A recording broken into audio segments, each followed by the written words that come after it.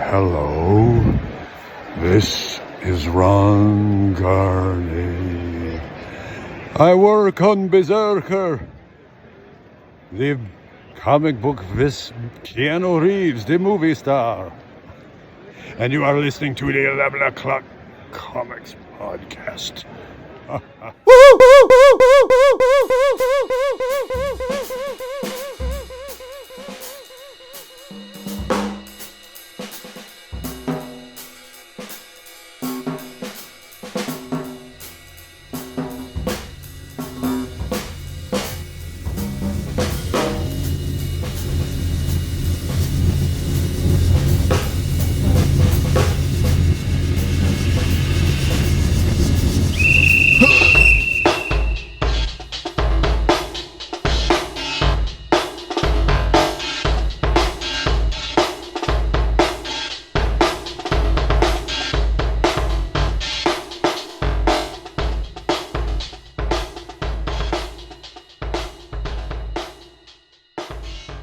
Hello, folks. Welcome to 11 O'Clock Comics. This is episode 1009. Thank you for joining us. I am one of your hosts. My name is David A. Price, and with me is... I am, of course, Staff Sergeant Harlan Moore, but you all know me as Snow Job. You are not Snow Job. You are none other than my good friend, Jason Wood. Welcome. We got to make the most of this tonight, because folks aren't going to hear you for a little bit after tonight. Nah, it's true. Or tomorrow or Friday or the weekend, whenever they do hear this. We, of course, we'll be here next week. Wait and find out who the we will be next week. But we won't miss a week. But yeah, we have a few things to discuss tonight. First, though, as always, this episode is brought to you by our good friends at cheapgraphicnovels.com, where you can get massive discounts on hardcovers, trade paperbacks, collections, manga, everything and anything under the sun's absolutes. Whatever you want to find, they have it. A couple things I'm sure we're going to be talking about tonight you'll be able to find there as well. Specials every week for the new releases. The slackers get a few choice cuts that we share over there, but some of the others that I like to highlight and at least let you know that I'm keeping an eye on things include DC Finest Green Lantern, Earth's Other Green Lantern trade paperback for $23.99.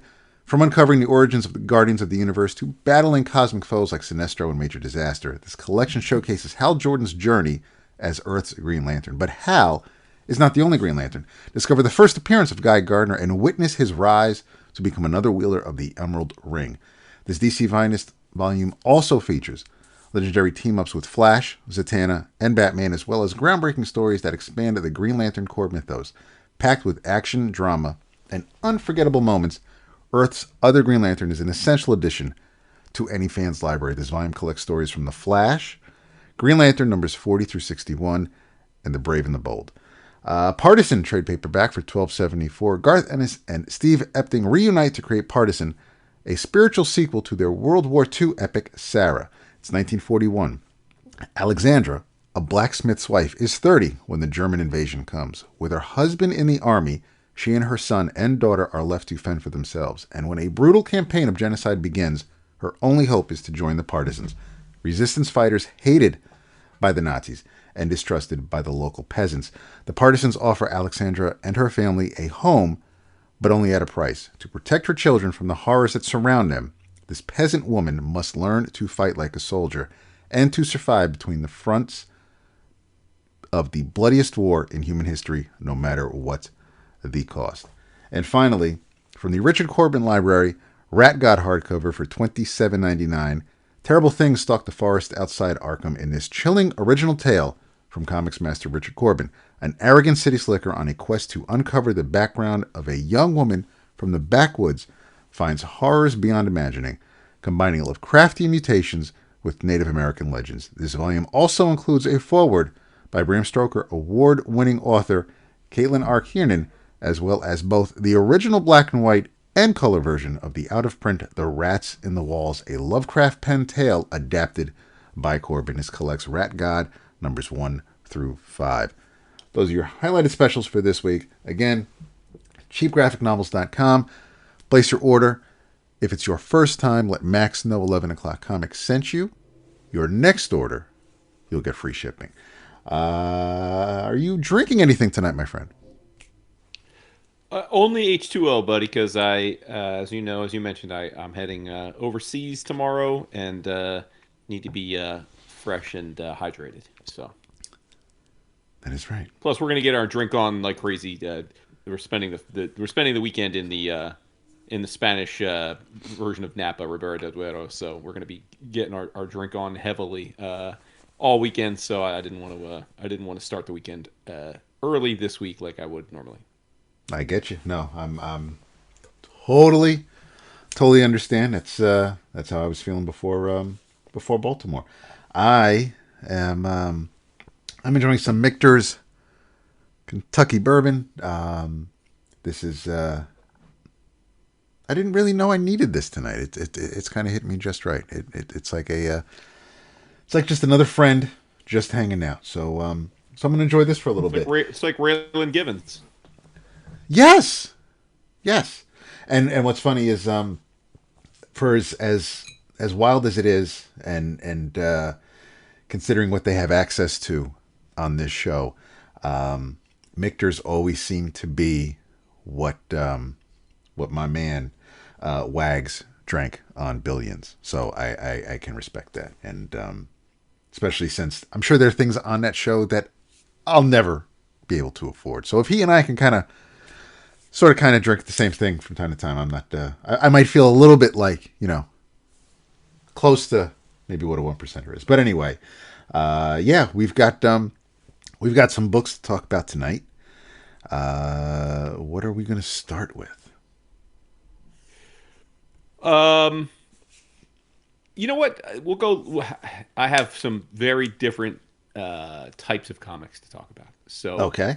I actually want to start with nostalgia because I'm in a good mood, about to start vacation, and I feel like I need to do a make good on this comic because Okay.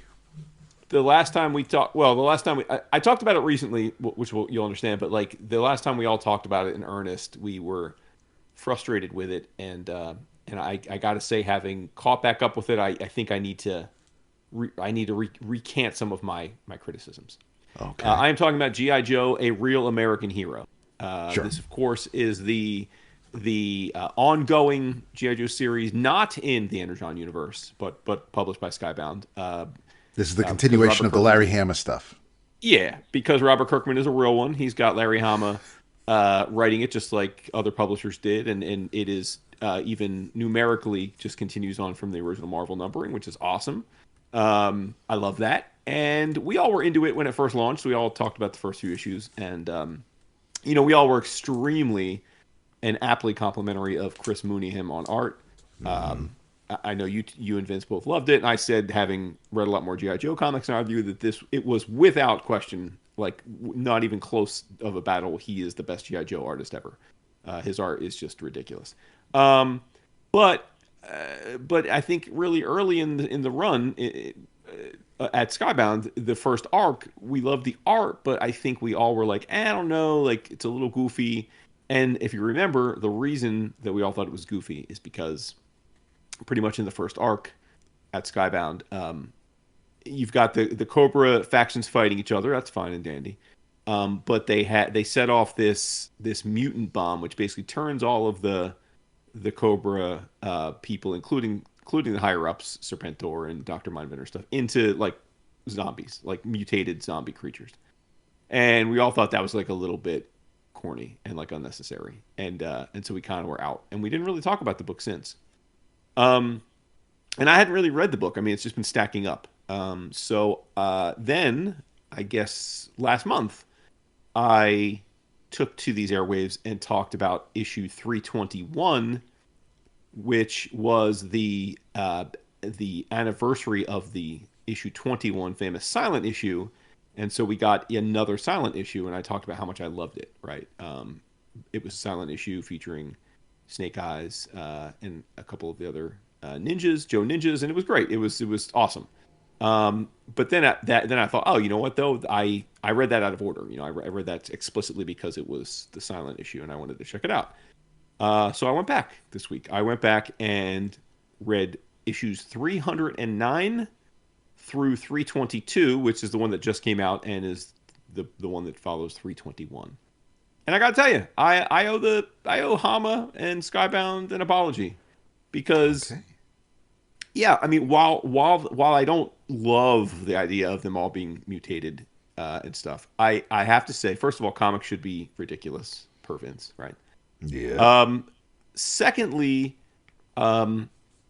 reading in a chunk like this, I guess I didn't have a stick up my ass, and I thought it was just silly and fun.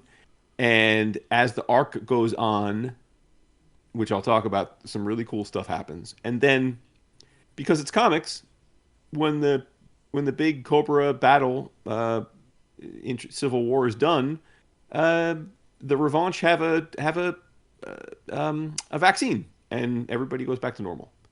So, which I'm cool with, because I was like sitting there thinking, like, wait a minute, if they're like undead, how are they ever getting back to being human? But they made the point that they were mutants, not undead, and so they got a vaccine and they're back to normal. So I'm like, oh, okay, you put the pieces back together. I'm here with that. So net, like I taking it not as seriously, I thought it was hella fun, and a couple other things. One, Mooneyham is on a bunch of these issues, and he continues to be jaw dropping.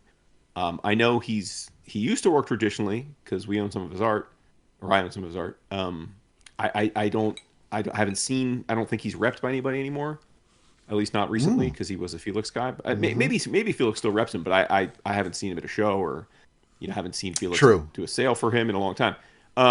So I'm going to assume that he's not with Felix anymore. My point is, I don't know that I have not in my, I pay attention to this stuff. I have not seen him put his art up for sale in a long time. I'm desperately hoping that he's still working traditionally and starts putting some of this up for sale.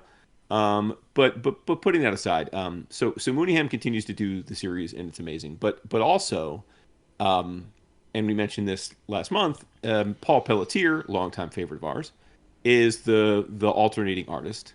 And while Paul's a little bit more of a conventional comic artist, right? Like I don't think he's quite as precise as Mooneyham. He's great. I mean, I think Pelletier's great. I have a couple beautiful Pelletier Guardians of the Galaxy pages framed on the wall right here, right in the next room.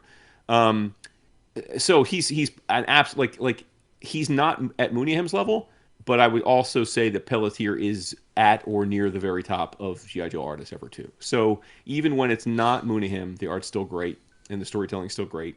And then during this, God, I guess it's probably a year's worth of comics. During this run, we also get an issue by our boy Andrew Get Cronkied Up, who does a fill-in issue, and we already know from our love of the Roadblock issue that he can hook it up. And of course, probably not surprisingly, Roadblock is in the issue that he does.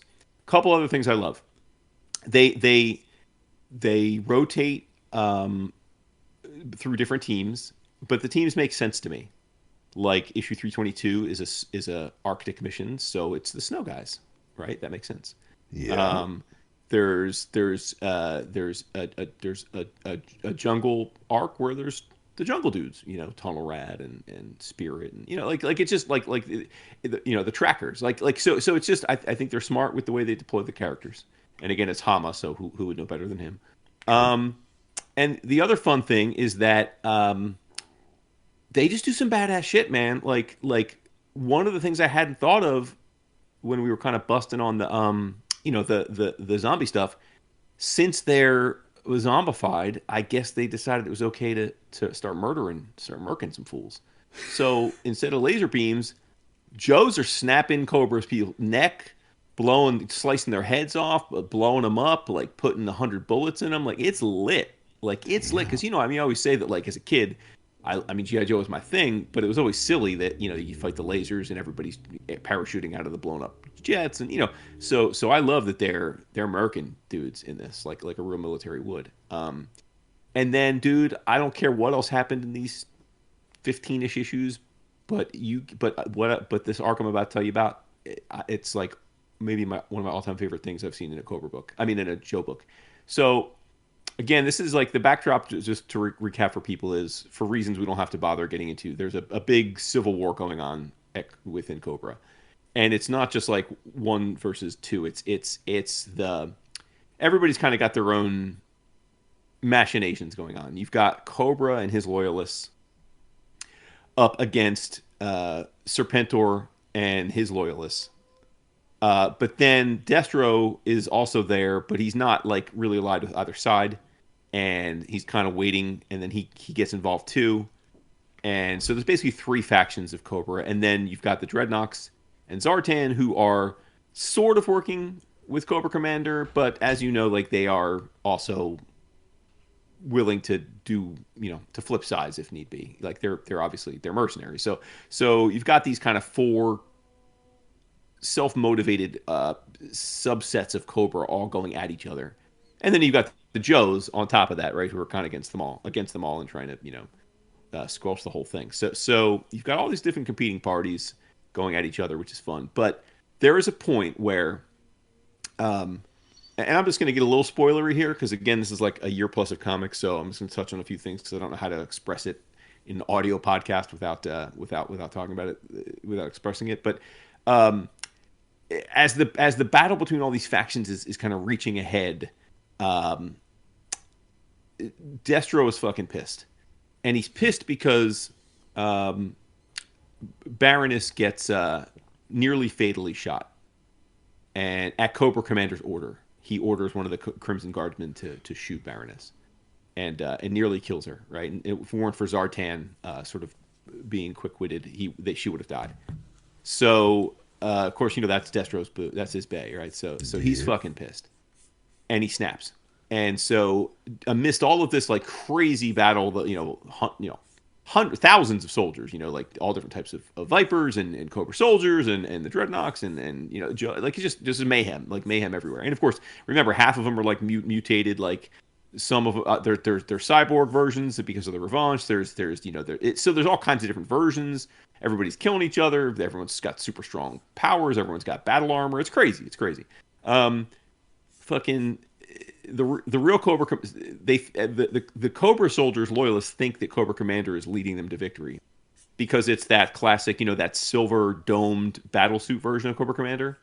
But it's not really Cobra Commander in it. It's a loyal Crimson Guardsman in the armor, acting in place of Cobra Commander, who is holed up in the bunker of the Cobra base, in hiding, of course, because he's a straight up bitch.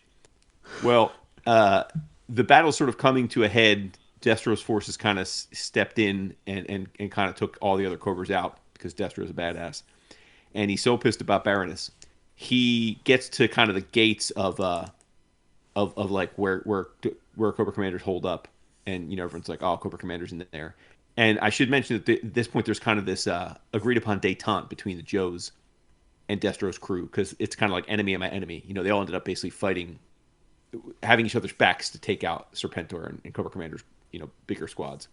So they're kind of like at odds, right? I mean, at détente right now. And also, this all starts with as Baroness is dying. She's in a makeshift hospital. I think it's like a library, but wherever. Like she's with doctors trying to get her, keep her alive.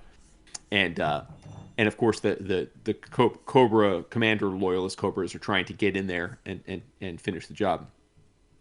And so the Dreadnoks and the Joe Ninja team fucking team up to act as the fucking like bodyguard shield to keep the Cobra from being able to get to her as they're operating on her.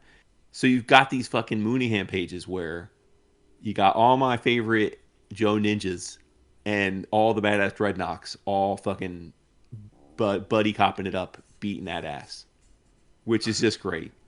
But then all this comes to a head, and Destro shows up, and he's like, yo, Cobra Commander's in that bunker in there. And they're like, yeah, I bet, but like it's fortified, man. Like we're not gonna be able to get to him. Like there's like all the troops, all the traps.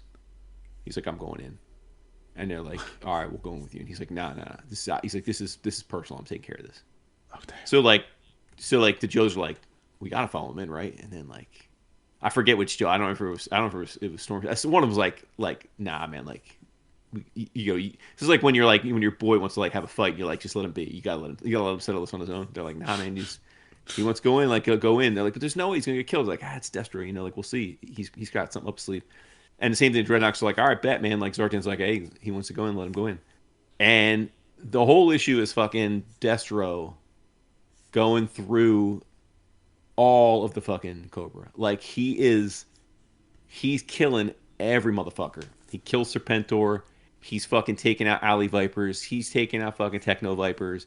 And like he's doing it single-handedly. And he's doing it like with a combination of like the weaponry in his suit that they don't see coming, like, his ability to control like drones and like other weapons, his smarts of like laying traps, and then he just starts fucking badass like hand-to-hand combat in the motherfuckers.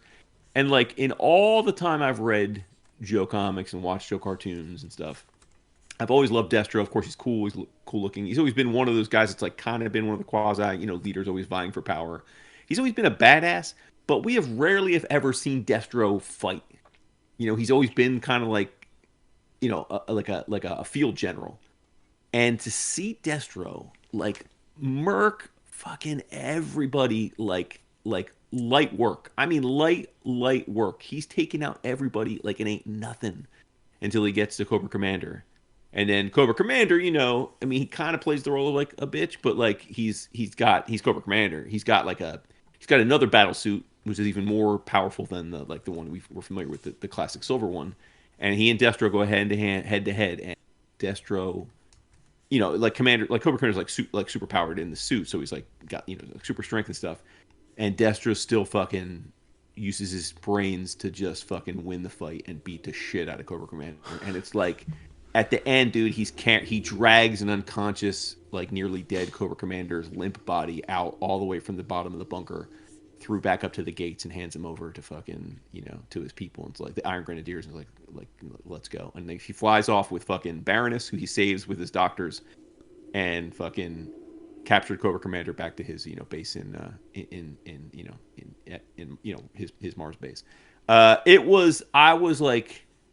was fist pumping like a child when I watched the cartoon. I was like, this is fucking cool ass comics, man. Like, it's stupid and it's ridiculous and it's awesome. Like, these characters are just beating ass and being just dope motherfuckers. I just loved every bit of it, and it was Mooneyham art, and I'm like, holy shit, look at this. Like, it just was incredible, boo. Like, it was so much fun. And then we get like another like 8 issues after that of other stuff. Like, they start another arc, and the arc's super fun, and like it's different Joes. And I'm just like, I was just in it, man. I was just absorbing it, smiling every page. All the art worked for me. Like the pacing is great. Like, because there's so many different Joes to use. Every it's 1 or 2 issues of like a mission. It's never like fucking 6 issue. Like, they're getting right to business. Like, it's not like a lot of sitting around talking. Like, it's just fun comics, man. And real talk, because I see it's on your list. I'm enjoying Energon G.I. Joe. Like, I'm enjoying it, like, for sure. But, like, for my money, Hama's getting he's curling my toes. I think his shit is way, way more fun. Yeah, it's just way more fun, man. Like because it's like all the characters looking the way I remember them as from my youth, but doing like way cooler shit than they got to do in my youth, because they were like it was G-rated for kids, right? So even they were like fucking combatants, they couldn't kill each other, they couldn't like blow up shit. Like so it's so much fun. And again, as long as the art keeps being up to snuff like this, I think I'm gonna be all about this book. So hat tip to them.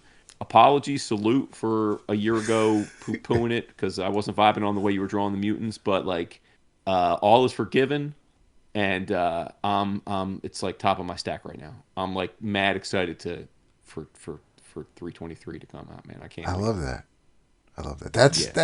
It's reminiscent of it just reminds me of Wade on a DC book, or me just going on and on and on about it. Goddamn Superman.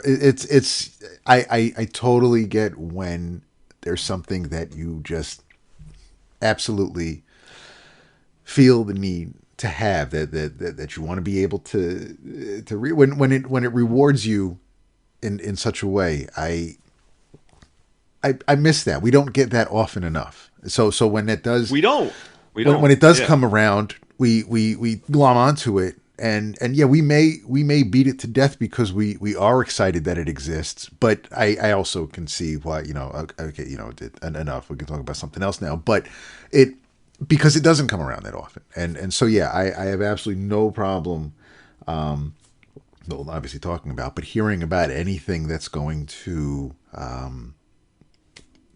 make your monkey wiggle, and it's one of those things where, yeah, because because I mean, the last issue I remember reading was when Snake Eyes, when they were getting ambushed in the cabin, and so I mean, yeah, it has been a minute. So I mean, it was shortly after, it was a few issues into Skybound getting the license. So Yeah.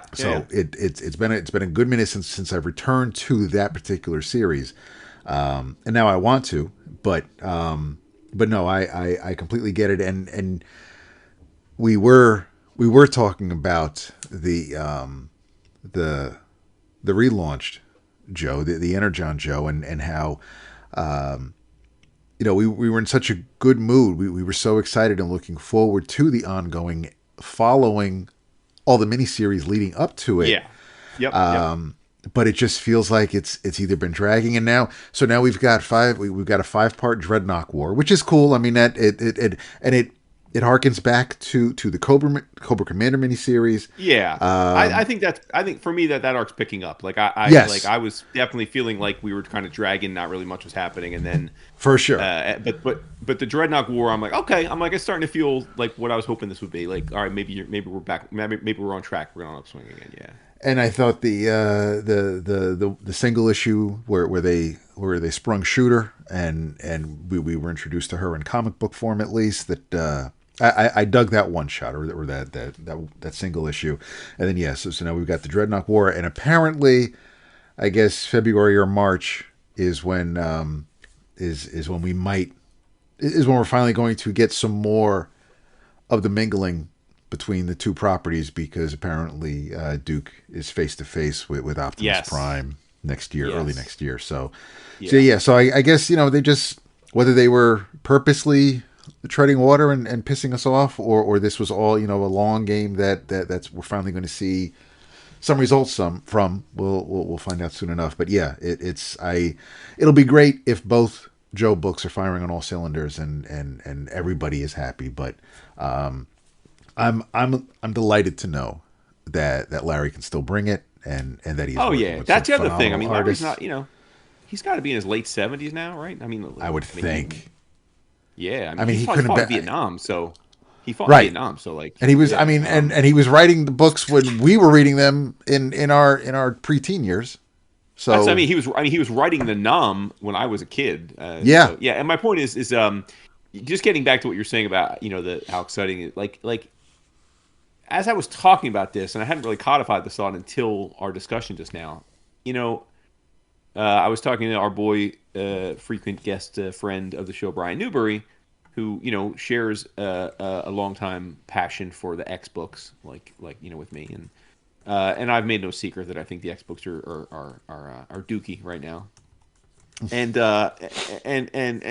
like I think one of the worst runs ever, frankly, like right down there with the Dixon stuff, so that's a bummer for me because. I'm happiest when the X books are fun, right? Yep. And I'm happiest when Avengers is hot, and I'm happiest like we all have you mentioned Superman, like we all have characters who we have this child anchored love for. We always come back to because we always want them to be fun. We always want to get joy from them. Spider-Man would be one for you, right? Like there's these and we always check in and then we'll check back out. Maybe when we were younger we just stayed and we never left, even if we weren't enjoying it. And then as we got older we learned it's okay to walk away for a while, but we always come back and check, take the temperature and hope that when we come back we're pleased and we stick back with it. And right now, and this is not always me because there's a million great comics I've been reading, but like right now, it's been a long time since I felt like Avengers was a must read. It's been the X-Men went from one of my favorite eras of all time with the Krakoa era to, again, what I think to be one of the worst eras ever. That's a bummer.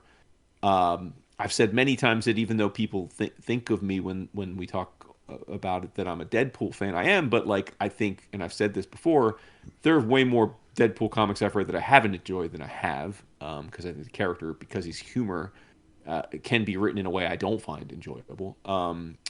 So, they're just, it's really nice when one of the sweet spot things that you're into hits you right. And what makes me so excited about this is, I mean, there were many, many years of Joe comics that I had no interest in, at Devil's Due, a bunch of the IDW stuff, like, just because it wasn't hot. And now, to be fair, I think in that situation, it was mainly because of the art. I think for much of G.I. Joe's history, including, frankly, its Marvel origins, it was given the short shrift artistically.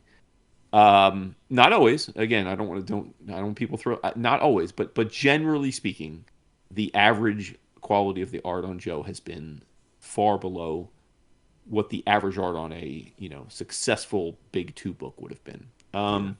So that was a turnoff. And whereas there've been perfectly fine artists on a lot of the other stuff I said I'm kind of not vibing with right now. But so when you get a chance to vibe on something that you love, but have also had a lot of experience because you love it of being disappointed, it just feels real special. And you have to kind of just totally dive all in head first with it, because as we learn with Spider-Man and as we learned with X-Men and pick your favorite characters, the great run that you're loving will end. It's cyclical. It will stop being hotness, like at least to the level that you hope it will be. And so when it is the hotness, man, you just got to sing it to the rafters and like praise it and enjoy it. Sop it up with a biscuit. Well said. I'm on a heater, dude. I'm fucking fired up about it. I'm really fired up. Like if I knew who Mooney Him's rep was, I'd be like emailing him right now, like, bro, like you gotta sell these pages. Like, come on, what are you doing? Like, come on, like what are you doing here? Like, I mean, come on, man, we gotta make it happen. Let's go. So, what will it take to get me? Oh, well, I've got good news and bad news. Okay. The good news is I've read my second distillery book, and I see that it follows our conversation from last week, because I'm like, listen, I know that I said that The City Beneath Their Feet is right now, as of last week, my hands down favorite distillery title, which of course, how dare I not recognize the greatness that is a top 10 creative team with Azzarello and Risso with Blood Brothers Mother. So I said, well, I can't do my boo wrong, and so I read the 4 issues. So that's the good news. Good news is I read it. Bad news is I still think The City Beneath Their Feet is my favorite distillery book, even though we're only getting 3 issues of that, which I'm sure that was the intent anyway. But that will, and according to the email that we received this week, we will not have to wait as long as you waited between the first 2 issues, because the 3rd issue will be out early next year. So that story we'll be able to complete next year, and we'll talk about that when that happens. But so I read the 4 issues, and there's definitely one, I would think, if you're familiar with this creative team, if you're familiar with 100 Bullets, I mean, I don't want to say Azzarello in general, but especially Azzarello and Eduardo Risso, when they're together, you're likely to have certain expectations, and you could probably do that with just about any creative team that's had a run or worked together on multiple titles. But depending on who the writer is and how adaptive they can be to certain stories, then you might expect, like you can kind of know what kind of story you're getting with Ed Brubaker. but maybe not so much with Mark Waid or Alan Moore or Warren Ellis. There are certain writers that can be creative and aren't just. I'm not calling Azzarello a one-trick pony, but Azzarello, he writes a certain type of story, regardless of the setting, regardless of the era. Yeah. So you can kind of expect that it's not going to be all rainbows and sunflowers, and don't expect to leave the story happy. And to an extent, sure, maybe the bad guy or who you think might be the bad guy will get there, sure, but you're not exactly going to close the book with a big ass smile on your face, thinking, "Man, I'm gonna take on the world." There are very few feel good stories with Brian Azzarello. So that being said, I am not saying I did not like this story, because it's an extremely, it's a well told story. It's illustrated beautifully. I'm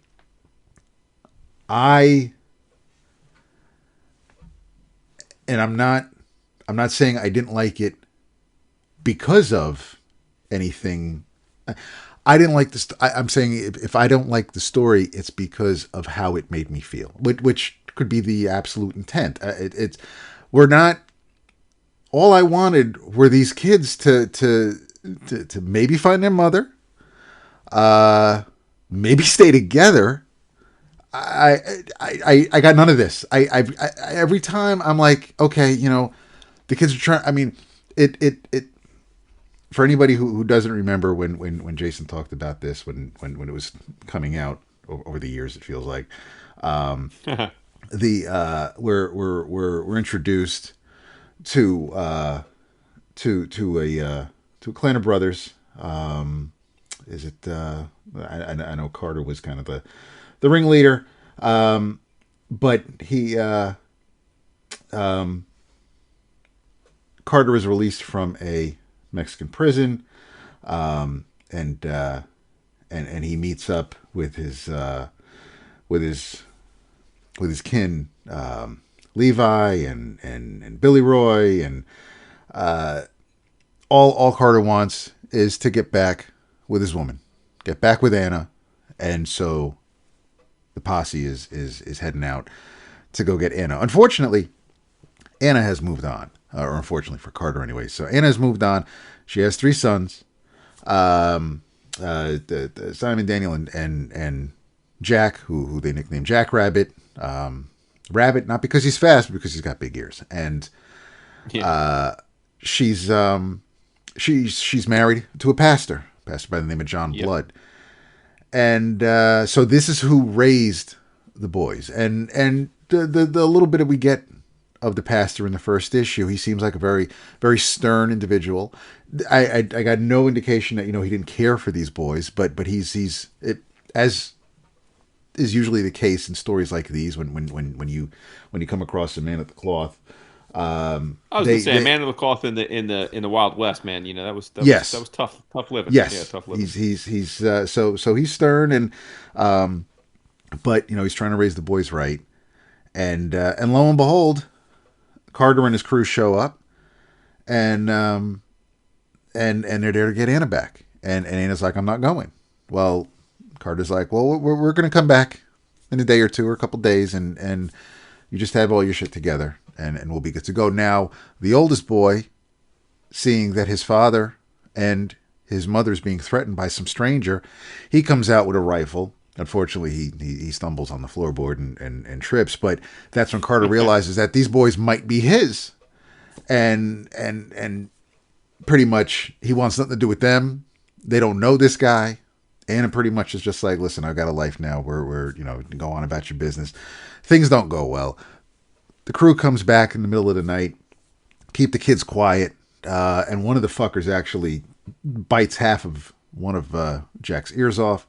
And end up taking off with Anna. Unfortunately, they do not leave John Blood alive, and now the boys want their mom back, And instead of staying with or getting broken up and put into a foster home of some sort, they decide to just hop on a horse and hit the road and go after their mom. And these aren't teenagers. These are all they're probably like ages, like 10, 8, and 6. So it's not like these aren't hardened, grizzled teenagers that are cowpokes. So kudos to them for doing this. And they come across some trouble along the way. We meet Mad Owl, who has a bounty on her head, and she kind of takes the boys under her wing, so to speak, and keep them alive. They end up meeting a bunch of they meet a family of Swedes who are basically just here to they've come to the States to mine for gold because it's safer and healthier than mining for coal. And all the while, Carter and Anna and the crew are just trying to make the best of the situation they're in now. They catch up with Carter's uncle, and then but while they're, a couple of other outlaws show up, and they have a bounty on their head, so a bounty hunter is after them, and things just get a little crazy, a little hectic. Unfortunately, with the boys, the Andersons, the Swedes, they have a daughter, and Daniel is kind of sweet on her, and the feeling's mutual. So while Simon and Jack want to look for mom, Daniel figures, listen, I'm going to stay here. I'm gonna stay with this family. It's his first love. He's got a crush. He doesn't want to lose that. And so the boys split. The brothers are no longer together. And we even get that in the because Simon is writing the story. He's basically it's his tale that he's telling. And we so Daniel leaves, goes with his new family. The boys stay with the other two stay with Mad Owl, and they keep looking on the trail for mom. And they do eventually find mom. And things don't go well for Carter either. He meets a fate that is not kind. But even then, like this is why I was pissed, because there's when they're leaving this little one horse town, mom is on a horse and she's telling Jack and Simon to follow me, and she just beats feet on this horse, and there's a dust storm that kicks up, and he loses sight. Simon loses sight of mom, but he hears a gunshot from a rifle, because there was one person left from the crew after Carter was killed, and Levi, I guess, is thinking maybe this is his time now, and he can make his move, and Anna will be with him, but Anna's not hearing it. So he's all pissed, and he takes a shot at Anna, and that's when Simon takes a shot at him, kind of shoots his nose clean off. Doesn't kill him though. So as the boys are escaping on the horse behind their mother, you do hear a gunshot. It just the way the story ends, it just I should have known that this wasn't going to be a happy ending going in. But yeah, my any dislike I have for this story is because of what happens in the story. It has nothing to do with the storytelling. It has nothing to do with the art. It's just, I don't like the story because I don't like how it made me feel. And that's, which compliments to Azzarello then, because I know that if you've read 100 Bullets, you shouldn't get attached to any characters. You should know this reading any Brian Azzarello story. You really don't get attached to any characters. But I didn't know I couldn't get attached to a single fucking one. Like, this was crazy. All the characters were introduced in these 4 issues, and it's like, and aside from the kid who's now an adult, who's now also in prison, he is his father's son after all. It's not. It's a story that just if you want to go through, if you want to leave this world without a care of anyone or attached to anyone or anything, then this is a great story for you. This is a minimalist story. It's like, listen, just you're gonna go through life, forget about attaching yourself to anyone.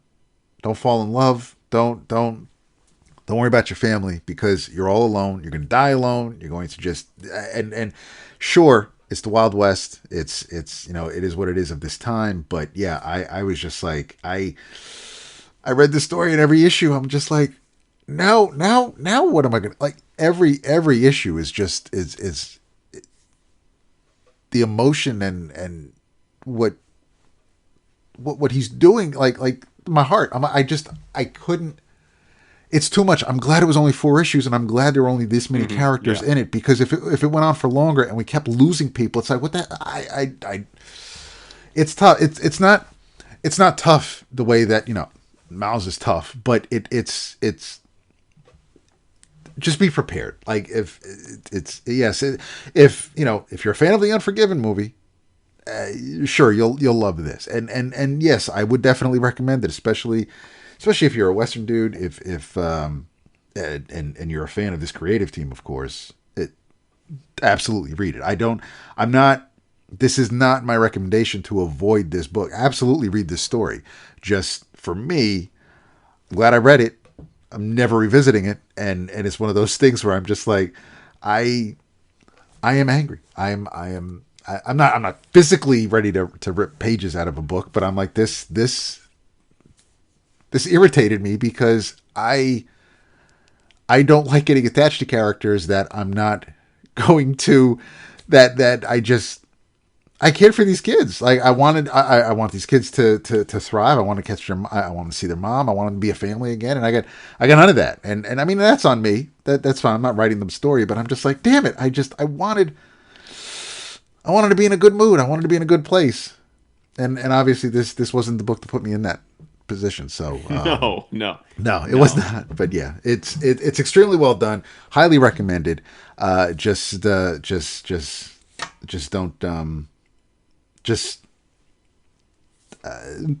keep your expectations measured and don't get ahead of yourself. But I definitely I mean based on these two things, I do like what DSTLRY is doing. I like the extra pages. They're getting the visuals down. Like DSTLRY's getting, like they are putting a premium on stunning visual storytellers for sure. Like I think every one of their books looks and feels high end. First of all, wonderful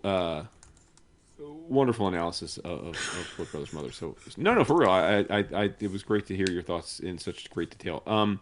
I will tell you that a quote by Alexander Pope comes to mind when I think of that book. Blessed is he who expects nothing, for he shall never be disappointed.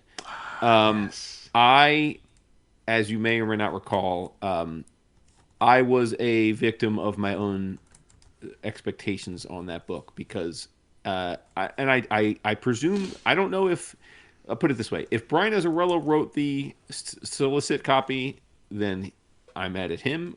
But more likely a DSTLRY copy editor wrote it. I can't imagine Azzarello writes his own pull quote edit, elevator pitch stuff. Because everything you said about that book is accurate. And as you're talking about it, I'm like, yep, true, yep, true. And I think if I had never heard of Cormac McCarthy, and if he wasn't, my first or second favorite author of all time, I think given my love for Azzarello and Risso, that's well-founded and well-established, I would have read this. And my love for Westerns and our constant search for good Western comics, I think I would have read this and marked out, and it would have been one of the favorite things I'd read in years. Unfortunately for me, as you said, good and the bad, DSTLRY solicit copy said that this was, I forget what the other half was, because it was something meets Blood Meridian. And if you're going to compare something to Blood Meridian, which is, again, like top 3 book for me of all time, full stop. you are setting to me, and again, this is probably a me thing. Well, it is definitely a me thing. I think 99.9% of people who even saw that solicit copy probably paid it no mind, and or would have read the book, and based on the way you described the book just now, would have said, "Oh, it sounds a lot like Blood Meridian." But because I have dissected and reread Blood Meridian so many times, and because it means so much to me, that one comparison was enough to make me not love this book, despite the fact that everything you said is valid and it's by a creative pairing that I adore. Mm-hmm. Because if you frame it in my mind against Blood Meridian, then everything you talked about, which is all valid, is a pale refraction of what Blood Meridian is. Because just as you said, you thought this was great, but you couldn't really love it because of the story and the way it made you feel. That is the essence of Blood Meridian. Only 300 pages of it with nearly perfect prose and with someone who has an understanding of the beauty and art of the written word in a way that no one else does. In a world where there's nothing redeeming, everything about the world is dire and awful for the entirety of the book, and that's the point of the book. But like, so that's my issue is like, and then because they compared it to that, as I'm reading it, I'm thinking, oh, this is as Azzarello probably also has a fellow passion for Blood Meridian, because of course he would, because Azzarello's a man of great taste. And like, if I was sitting in a bar at a con and I saw Azzarello, I would want to sit down with him and say, I know you probably think I'm going to bug you about 100 bullets, and believe me, I really want to. But instead, let's talk about our mutual love for Cormac McCarthy, and we'd probably have a great conversation, and he'd love me, and we'd be booze. But I'd have to make sure I don't get too drunk, such that then I bring the conversation back around to the fact that I think he tried to make a comic that's a love letter to Cormac McCarthy, and in doing so, he bastardized it, because if you're going to do it, dude, you got to go all the way. And he got close. I mean, he went further than most comics go, but he didn't go far enough, because I don't know that anyone can go far enough if you're trying to pay homage to Blood Meridian, unless you're going to make a comic adaptation of Blood Meridian, which in and of itself would be a sacrilege. But that's my issue with this comic, is I will forever think of it as a pale fanfic of Blood Meridian. And that's, again, that is very much a Jason Wood issue. That is not a broad readership listener issue.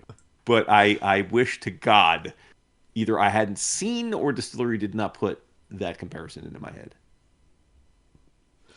And I realize you haven't read Blood Meridian, so it's this is all lost on you. But I assure you that like, I don't know, like it just I got it. Like, someday I do hope that he would have a conversation with Azzarello and be like, so dude, like this was your Cormac. No, because I think it's what, like, I have to assume that he adores McCarthy, as many do, and as I do, and he just was like inspired to do a book in that vein, and I like much love to him, like, but I just think he should have stayed away from it, like, or not given me the comparison. Right. If I did not, in my mind, if I didn't have in my mind the comparison of the Blood Meridian, I would fucking love this, because everything about it, including the stuff that you said was hard for you to handle, I'm here for. I'm here for ultra-violent comics. I'm here for ultra-violent Western comics. I'm here for, like, dire, like, again, what's one of my other favorite books, The Road by Cormac McCarthy. Yep. That is as dire a book as you fucking get, right? Yes. It's like it is about a dying man trying to keep his dying son alive for a few months in a world that he knows has no hope of ever getting better. Like, and I adore that book because of the way it, like, because of that way it evokes that feeling. So, like, yeah, dude. So bottom line is, everything you said is valid, and the book still pisses me off. so, despite it being written and drawn by two of my favorite guys. So. And it's shocking to me, because, like, it's a book about 3 kids. That's where I thought you were going to go with it. I thought you were going to go, I wanted to love it, but it's a fucking book about 3 persnickety kids, and I can't. But but they're honest, and they just and for the most part they're innocent, and they're looking for their mom, and I have absolutely no problem with that, and so yeah, right. I'm with them. I'm with them on their mission. I completely get it. I don't know, with Daniel and him wanting to be with Ingrid, with his girl. I'm with him there, and hopefully these two fuckers that were taking the family down a trail, like Simon says, hopefully my brother made it to San Francisco, and that's what I'd like to.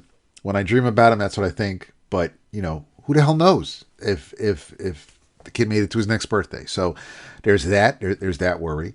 And it's also unlike 100 Bullets with Patricia Mulville or Tamer, like anybody who was coloring 100 Bullets. Risso colors this, and I don't know if it's because it's primarily watercolor or what he may have. Yeah, I don't know if he painted the pages are for sale. Yeah, on okay. You can go to and Risso Art. His son is his rep. I've bought a lot of stuff from him, but the pages are there's a bunch of sold, but there's a bunch available. They're painted. Yeah, they're okay. Color painted by Risso. Yeah.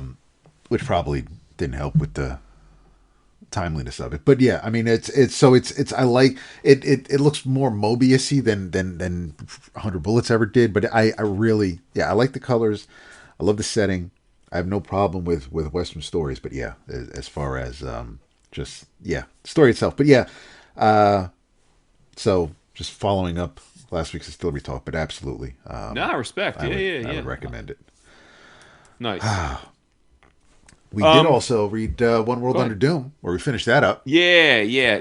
Let's. So I hadn't read issue 8 either, so I know the ninth and final issue came out this week. Yeah, final in air quotes, but yeah. Well, it was theoretically yes, of this series, of this particular series, yes. Correct. But I read 8 and 9.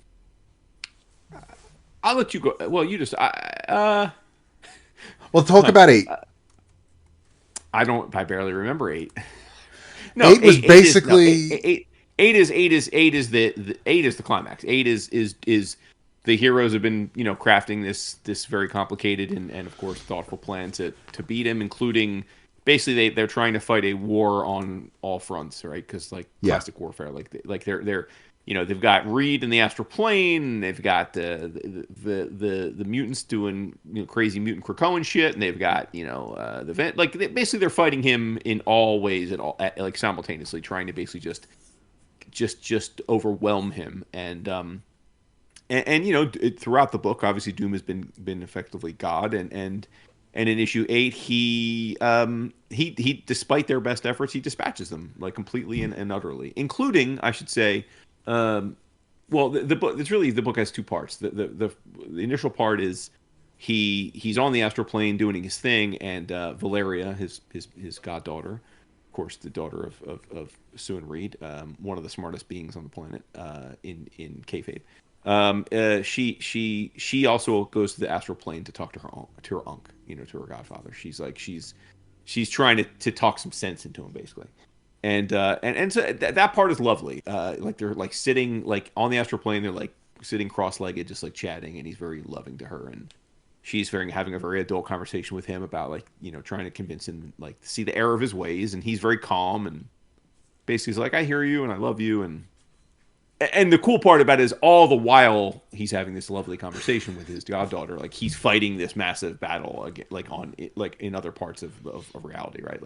And he basically just dispatches her. He's duly noted. I hear you. Respect. I'll always respect your opinion, and I appreciate your willingness to come to me with it. But you're wrong. I'm doing this for the right reasons, and I'm gonna keep at it.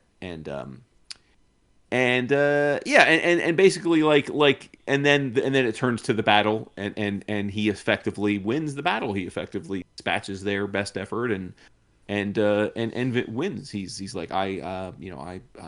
you can't stop me. I'm fucking God. It ain't gonna happen. That's kind of, it sets up the fun, the ninth. That was the penultimate is the climax, and then obviously 9 is the sort of the emotional payoff of if Doom is undefeatable, then how is the series going to end? I'll hand it off to you because now we know how it ends. Yeah. So in the and issue 8 had some really good moments, cool moments for visually, sure. with Thing swinging Stormbreaker, and I mean it was I don't Yeah, like I that. know. I I didn't know. like it. I didn't like it. 'Cause It's a cool visual, but is he really worthy? right. Well, no, I will give it credit. So to your point, there's a point where they're setting up this big like surprise, like they're basically trying to just well, they're not basically they are distracting him, which is and again, it's like like Squirrel Girls distracting him by grabbing his ankle, and it's like okay, dude, like he's fighting, he's a god fighting all the most powerful beings in the universe simultaneously across like multiple realities and like Squirrel, but whatever. And then the surprise is that Ben is wielding Beta Ray Bill's hammer behind Doom and tries to take his head off. And I immediately, as I see the page, I'm thinking, this better not fucking work. This is corny. Like, on what planet would this work? Like, he's God. Like it wouldn't work. Yeah. And to their credit, it doesn't even remotely work. Like, Right. Doom's like, bro, like, are you serious right now? Like, you're a fucking gnat. Oh, okay. Like, no, this does not affect me. And I'm like, okay, cool. I'm like, because it really shouldn't have. And so I'm glad they did go that route. And because of that, and this is now a fixed point in time, so it can never be.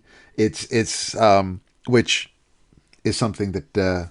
And again, I don't mean to do this for a second week in a row, but that's another Doctor Who thing where there are certain moments That's whenever why I hated it so much. whatever the Doctor has to if the Doctor ends up somewhere like whether it's around World War II, any major event that happened in the world, there are certain moments that can never be changed. Like he won't be able to save somebody's father's life if that moment is a fixed point in time, because that just can't be changed, whether from magic, from time travel, from whatever, from fantasy gods. Nobody can touch this. So Doom has made it so that this fight is a fixed point in time. Whatever this battle will end. So no matter who tries in the future to ever rewrite history and fix this so that Doom is defeated, it will never happen. And he uses his armor to basically lay waste to everyone. He ends the battle by his armor sharding, exploding all over the place, cutting everybody. Unfortunately, now that he thinks he was won and never to be defeated, moving forward, this is it. This is the way of the world. He made a massive misstep. Actually, maybe he didn't, but somebody appears on the battlefield, and that person is none other than Valeria. And my issue with that is that the last panel in the 8th issue, she's decapitated, but not in the 9th issue. The 9th issue, the only thing is she lost half a leg, so her head's still attached in the 9th issue somehow. But yes, Yeah. So now Doom, because this is the one person that he, aside from his mother, that he loves with his whole heart. He wants no harm to ever come to her. Whatever happens with her parents, however her family feels, Doom will always care for this young lady. And we get some flashbacks early on in the 9th issue, where we see Valeria grow up a little bit, and Doom is always nearby, and he let her in, and nobody else, but this is the one person. So it's the one person that he cares for. Is the one person he never wants to see harmed, and now, and as a pet parent, I completely get this. When you do something that accidentally, if like you step on your dog's toe or something like anything you do, it's like all of a sudden that's the worst feeling in the world. Obviously, this is ramped up to that beyond belief, but he is the reason why now Valeria has ceased to exist. So he and it's a fixed point in time. How do you fix this? So he refuses to accept this defeat, and he goes and I love this issue because every issue leading up, the previous 8 issues, you get the roll call of all the characters, all the Marvel characters in the issue. This one is just 2. It's just Doom and Valeria. So great, easy roll call. But they're they're in an empty space where Doom and Bellaire are having a conversation. He's talking to her, telling her a story, and the story is how he is attempting to bring her back, and her parents see her like they witness this. They see their child's dead body in Doom's hands, and Doom goes to he goes to the gods. He goes to the Vishanti, and they're not having it. He forced them to listen, demanding that they'll heed the words of Doom, and you're like, listen, no, the Vishanti, they didn't heed, they didn't listen, they didn't obey. So he said, fuck it. So he goes higher up the chain, and he goes to the Living Tribunal. And so Doom is here to bargain, and because he demands to be seen. And Tribunal's like, bro, you need something to bargain with. You got to offer me something.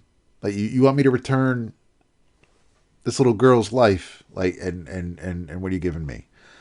So Doom bears his soul to the Living Tribunal, and he sees, Tribunal does see something in Doom, and there it was, and so the Living Tribunal granted Doom his desire. Valeria is going to live. But Valeria reminds him that, you said everything has a cost, especially magic. Everything has a cost. And so this must be some terrible price. And Doom's like there Snoop is. said, you pay the cost to be the boss, Dap. There you go. But Doom's like, listen, I'm going to pay it. There is a cost. I'm going to pay it. And Valeria demands to know what this cost is, because, he's no longer Sorcerer Supreme. No longer has the Agamotto, obviously, but Doom's not telling her. He's like, your soul will go back to where it belongs. Your body is restored. You will return to Latveria, and only Doom will suffer the consequences. So Valeria comes back. Mom and Dad are there. Her family's there to greet her. Doom saved her. And then the world kind of goes back to normal. And we get the man on the street reporter talking to a bunch of people. Everybody's got mixed emotions, mixed feelings about this, whether Doom was right, whether the heroes were right.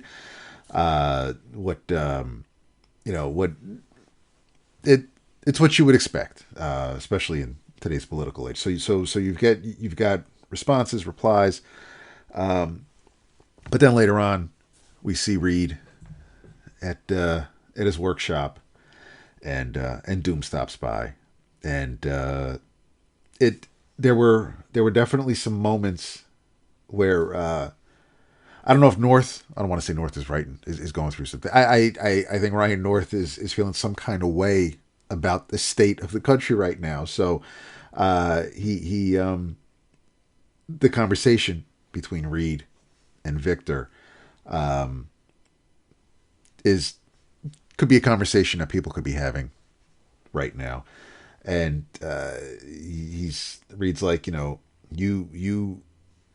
Reed's letting him know that we're worse now than we were before you went on your power trip, because now we have to fix what you broke. You tried to make things a certain way. That didn't work, but we're left with the scars. We're left having to repair what you tried to do. So instead of, you could just snap your fingers and put everything back the way it was. Now we have to, it's the aftermath. And he's just like, he's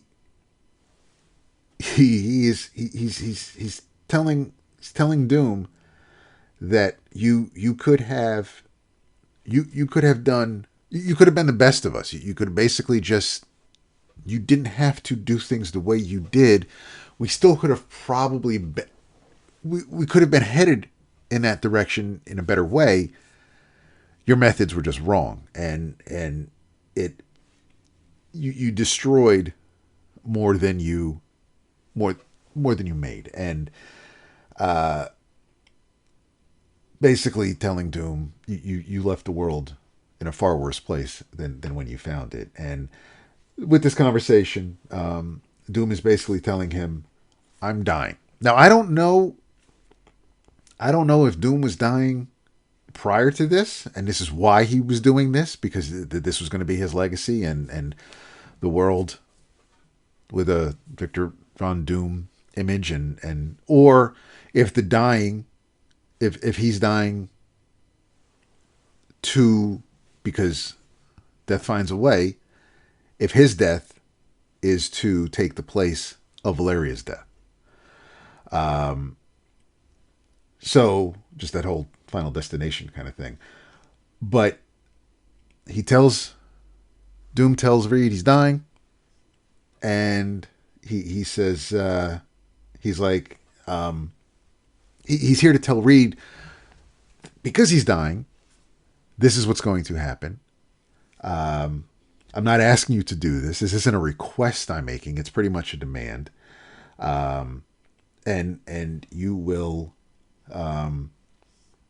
you're going to have to take care of my world. And there's no two ways about it. So Doom basically just, and again, I realize this is a brand new issue. So spoilers, but, he just dissipates, and all that's left behind is his mask. And inside the mask is pretty much, for all intents and purposes, kind of the last will and testament of Victor Von Doom. And he is saying that, the final will and testament of Victor Von Doom, revokes all other wills or documents or codicils that were made in the past. But this lets everybody know that Victor Von Doom, a being of sound mind and body, appoints Reed Richards to be the executor and trustee of the final will and testament of Victor Von Doom. And Reed basically just, the issue ends with Reed kind of just being like, oh fuck. And that's it. And so you're like, oh wow. So Dr. Doom is no longer around, and I guess that means we're probably going to get Doctor Strange back, because who else is going to be Sorcerer Supreme? Well, I'm not going to tell you what happens on the last page here, but this is what I meant with my little coy final issue of this event. Just like Blood Hunt kind of led into this is going to be followed by the Will of Doom, and so it's going to be, I don't know how long, I don't know if it's a miniseries, I don't know how long it's going to be. But yeah, now I don't know if everybody's going to run to Latveria to try to take over for Doom. I don't know what Reed's going to have to do. I don't know much. I know that this ended. I know I love you. That's right. And I don't know if I read this. I was going along with this miniseries, with this event, because I'm like, this is cool. You know, we were loving the first issue. We loved how it started. And I was kind of hoping that, you know, it would just, when it was over, we could move on. I did not know. It's like 52 all over again, where we have 52 and Countdown and Trinity. It's like, can we just, I just want it to end. Just let it end. Just please let it end. But now we have the Will of Doom, so eventually Doom will be back. But I'm like, this could have just ended. Just like Blood Hunt could have ended, but no, that was supposed to lead into, because Strange made his deal with Doom, and that's how we ended up with this. So it's not going to stop, is what I'm guessing. I don't know when it will, but yeah. So One World Under Doom is over. I don't know if I'll be there on day one when the Will of Doom comes out. I don't know if I need a break. You'll be there. You'll fucking be right there. Depends on who the artist is. You'll be giving me a soliloquy of it whenever it comes out. I doubt it, but yeah. So it's the 9 issues that felt like it went on for a while. It's like over. 32 years. Yeah, it really did. What did you Man, think I gotta about tell the you, end? you fucking like this issue a lot more than I did. Okay. Like, yeah, I wouldn't have even like I don't even have the energy to give it the time you just gave it. Like that's showing it more respect than I think it deserves. Okay. Like, That's I will fair. go back to our discussion in issue 2 or 3 when our Sicilian pal was fucking raving about this is the greatest thing ever, and I said, this is expectations of Rama tonight. And I said, my boo, thing is, it's cool right now. It is. It's kind of litty. I'm like, but it's gonna fucking end like with Deus With a Ex whimper. Machina. And Yeah. and he's like, no, they're not gonna do it that way. I'm like, of course they're gonna do it that way. What the fuck happened? Dude, issue 9 should have been fucking called One World Under Deus Ex Machina because that's all it was. It was fucking dude spends 8 issues proving that he really is God, that he's thought of it all, that he's literally unbeatable, and then it's like, but his love for his little girl is gonna fucking make him give it all up. Like, come on, like what, like what? And then suddenly the Living Tribunal is like there, and it's like just mentioned like, oh, and he could wipe Doom out. Like, so the Living Tribunal is suddenly like able to wipe Doom out like in an instant. Like, but Doom was controlling all of reality. So it's like, okay, like cool, like, dude, I was like trying to hold in my gag See, reflexes when for you, reading yeah, this. I'm like, when you start pulling the dude, threads, like, I can see that. dude, because like I listen, I know it's well established that he loves Valeria. I'm not going to dispute that, but like, bruh, I mean, come on, like, like, The only like other you're thing. gonna give me that he's so distraught that he kills Valeria that he fucking literally I mean it is if you look up dear listeners, I presume most of you know the concept of Deus Ex Machina. If by chance maybe you're a younger listener, you don't quite know what I mean by that, pause your Unc's podcast and Uncle Dap and Uncle Jason will be here for you when you come back. Pause it. Open up your laptop if you don't have it open already. Type in Deus Deus Ex Machina, like machine with an A. Read the definition. That's the plot of this fucking issue. Like it is literally like, oh damn, like we spent a year telling you how Doom fucking got it all figured out. He's the most powerful being ever. He's like no one can beat him. But we got to put the chess pieces back because it's fucking corporate comics. We got to do it. So let's fucking do it. So that's what happened. And here's my other issue. And again, I think this this series did do North did a good job of masking just ever so much his disdain and his this being a sort of pseudo rail against fascism. Like, Yep. but I think because of where the vast majority of comics media sits politically, like we're all most of us are on the same the side of good. Yep. I gotta say, much love to all our peers out there. I think you all are stretching it a bit with the glazing you're doing for this as a biting satire and commentary on the Trump. Because, first of all, like, fascism is not new. Fascism has existed literally since humanity has existed in different forms. Doom has always been a fascist. Yep. Like that is like that. Like so. He's a dictator. That's like, his role. Yeah. So I like. So like yes, you can make the comparison like, oh, this is North fucking low key fronting on the Trump era. It's like, well, I mean, maybe, but like on the other hand, like this is Doom. Every time Doom tells us, every time we get a Doom story, this is how he acts. Like he believes he's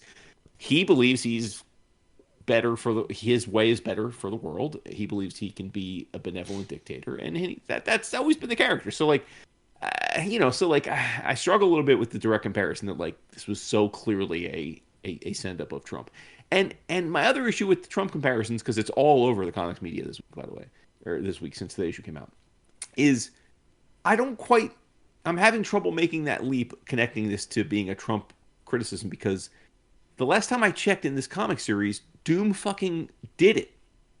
Doom was right. Doom's plan worked to perfection. Only Doom's one Achilles heel, which was his love for one human being in existence, unraveled. He allowed his plan to unravel, because he was willing to let it all go to save the one person in the universe that he cared about enough to save. Had he not had that one Achilles heel of love for Valeria, he would have won. Fascism would have won. He would have been right. He did it all. He defeated all of his naysayers. He controlled everything. His plan of absolute power worked as he intended it to.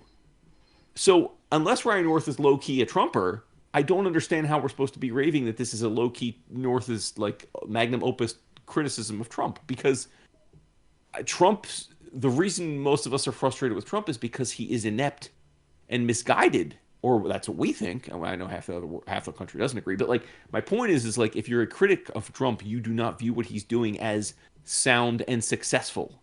So I'm just lost with the Trump comparisons and the glazing of North for that. Like it doesn't make sense to me on any level.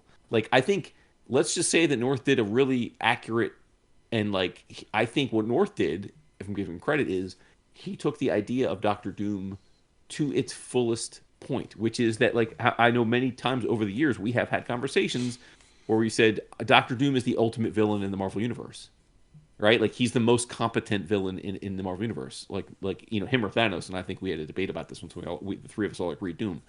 So like I think North showed you what Doom when he's focused can achieve, which is basically he can beat everybody. Yep.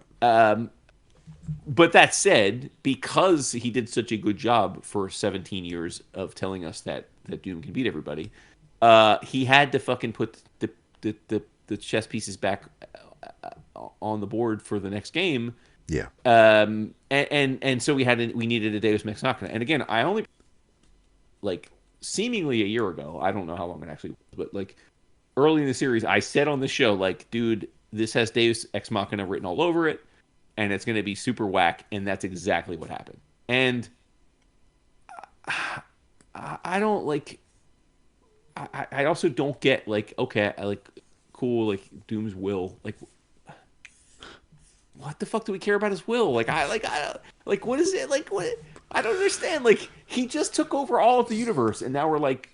Now Reed's going to be a dutiful servant and fucking be the executor of his will? Like, what? Like, it doesn't make any... Like, it's like we go from the macro to the micro, and Doom isn't a micro character.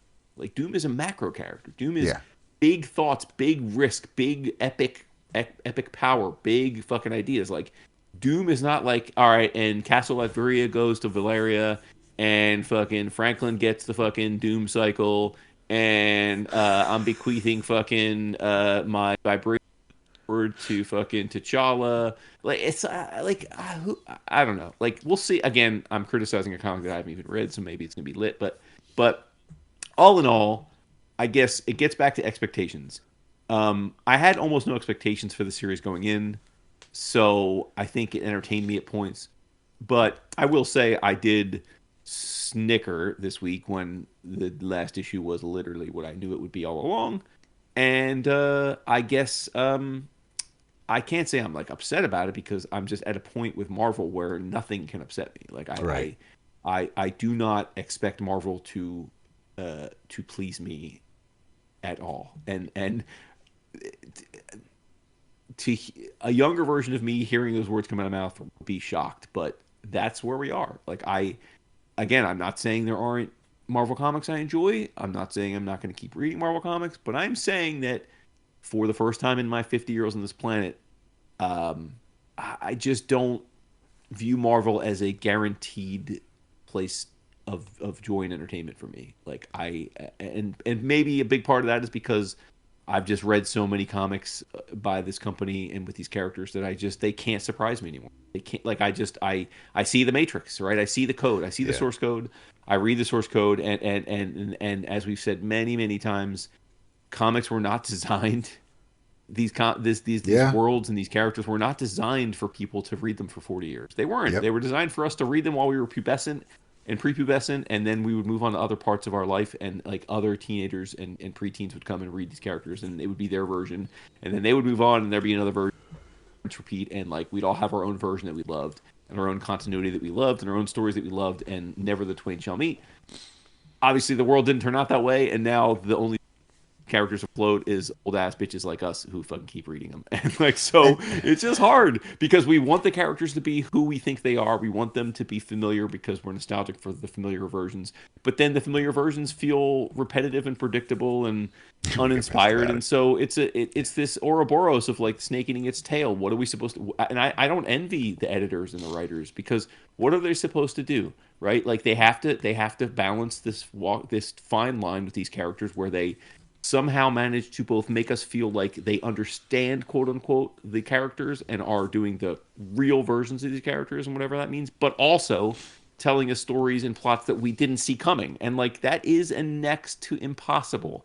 And so again, I don't envy the job that they have, but coming at it from a analytical, critical perspective as a podcaster who talks about these things as a fan, it's just hard for these comics to bring me any kind of surprise anymore. I don't know. I don't know. So Doom's dead. He'll be dead for what, 6 months, I guess, maybe 9 months. At least till the end of the Will of Doom. There's. And for the record, I think the new Sorcerer's Supreme makes all the sense in the world. But yes, yeah, I'm. And also, I'm by the way, I don't know why. Well, I will keep it unspoiled, but I will say it's not really. If you're a nerd like we are and you pre-order your comics, ergo you read solicits, you already know who the new Supreme is, because okay, that character has a series called character name Sorcerer Supreme. Okay. So there. Oh, so in Marvel previews they didn't do the classified for once, or as a need to know. No, well, maybe they did the first month, but I think I feel like this past month we saw we saw, not, and in fact, because I hadn't read this issue obviously before, I was like, I'm like, that's cool. I was like, but I was just like, okay, that's cool. Like again, because it's temporary and it's fine. Like it's cool. I will say that character has been on a good run. Yes, we're trying to be vague, but the creative team who's largely been in charge of said character for the last few years has done a very nice job with that character. Yep. It's obviously it's still recent, so it's still not whether it's still however you feel about it after you've read it. They're really in hindsight that it was no matter I think no matter what happened, people are going to feel let down, because you had this. Well, sure, yeah. You had Doom controlling the world. You're never going to have Doom just like reset the world. That wasn't going to be status quo, right? Yeah. And how do you take him off the board? And is he going to just sulk and go back to his castle? No, I mean something had to give. And if it wasn't Valeria, then they probably would have tried to bring his mother back. Like there's only two people that he would have given a shit about to give up everything for, and one of them is no longer here, and one of them almost was no longer here. So you just came up with, I hadn't thought of this, but you came up with the way I would have hated this comic more. If like suddenly his like Reed had manifested through some like dark arts, fucking his mom to come out of hell, and as she was coming out of hell to fucking ameliorate him, he kills her.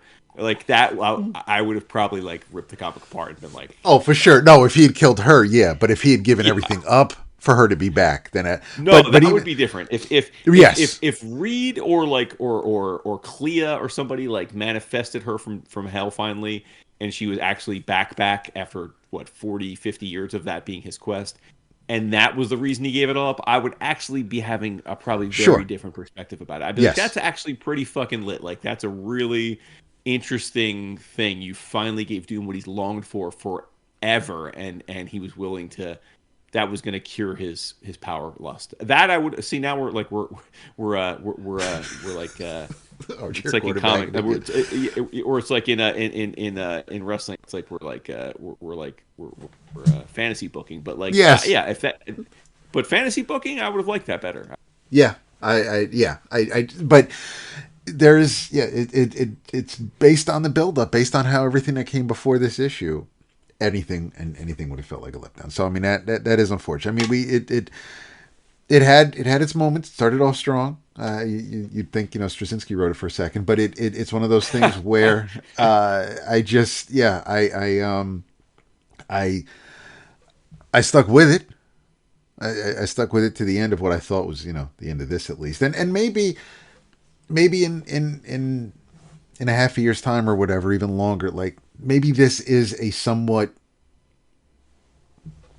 maybe this is a neat little self-contained story if you just look at these 9 issues from start to finish. But knowing that it leads into something, which is, it's comics, it's Marvel, it's always going to lead into something else. But yeah, it's that does sting a bit. That takes the wind out of my sails just a tad, because I read a 9-issue miniseries so that at the end of the 9th issue, there's I mean, at this point, it's a conclusion. I was hoping it would be the conclusion, but it's the end of this chapter, and the book is obviously going to continue. So, 14-year-old me would have thought this was like the greatest thing, because I wouldn't know. It's very similar to Secret Wars that way. It's a big battle, saying, right? Like, yeah. Like, I loved the fucking Beyonder, right? I loved it, and that was Deus Ex Machina, right? Like, I mean, that was the same thing. Korvac Saga, same thing. Like Thanos, like Deus Ex Machina is just par for the course of these comics, because you got to put the pieces back. Like, I get it.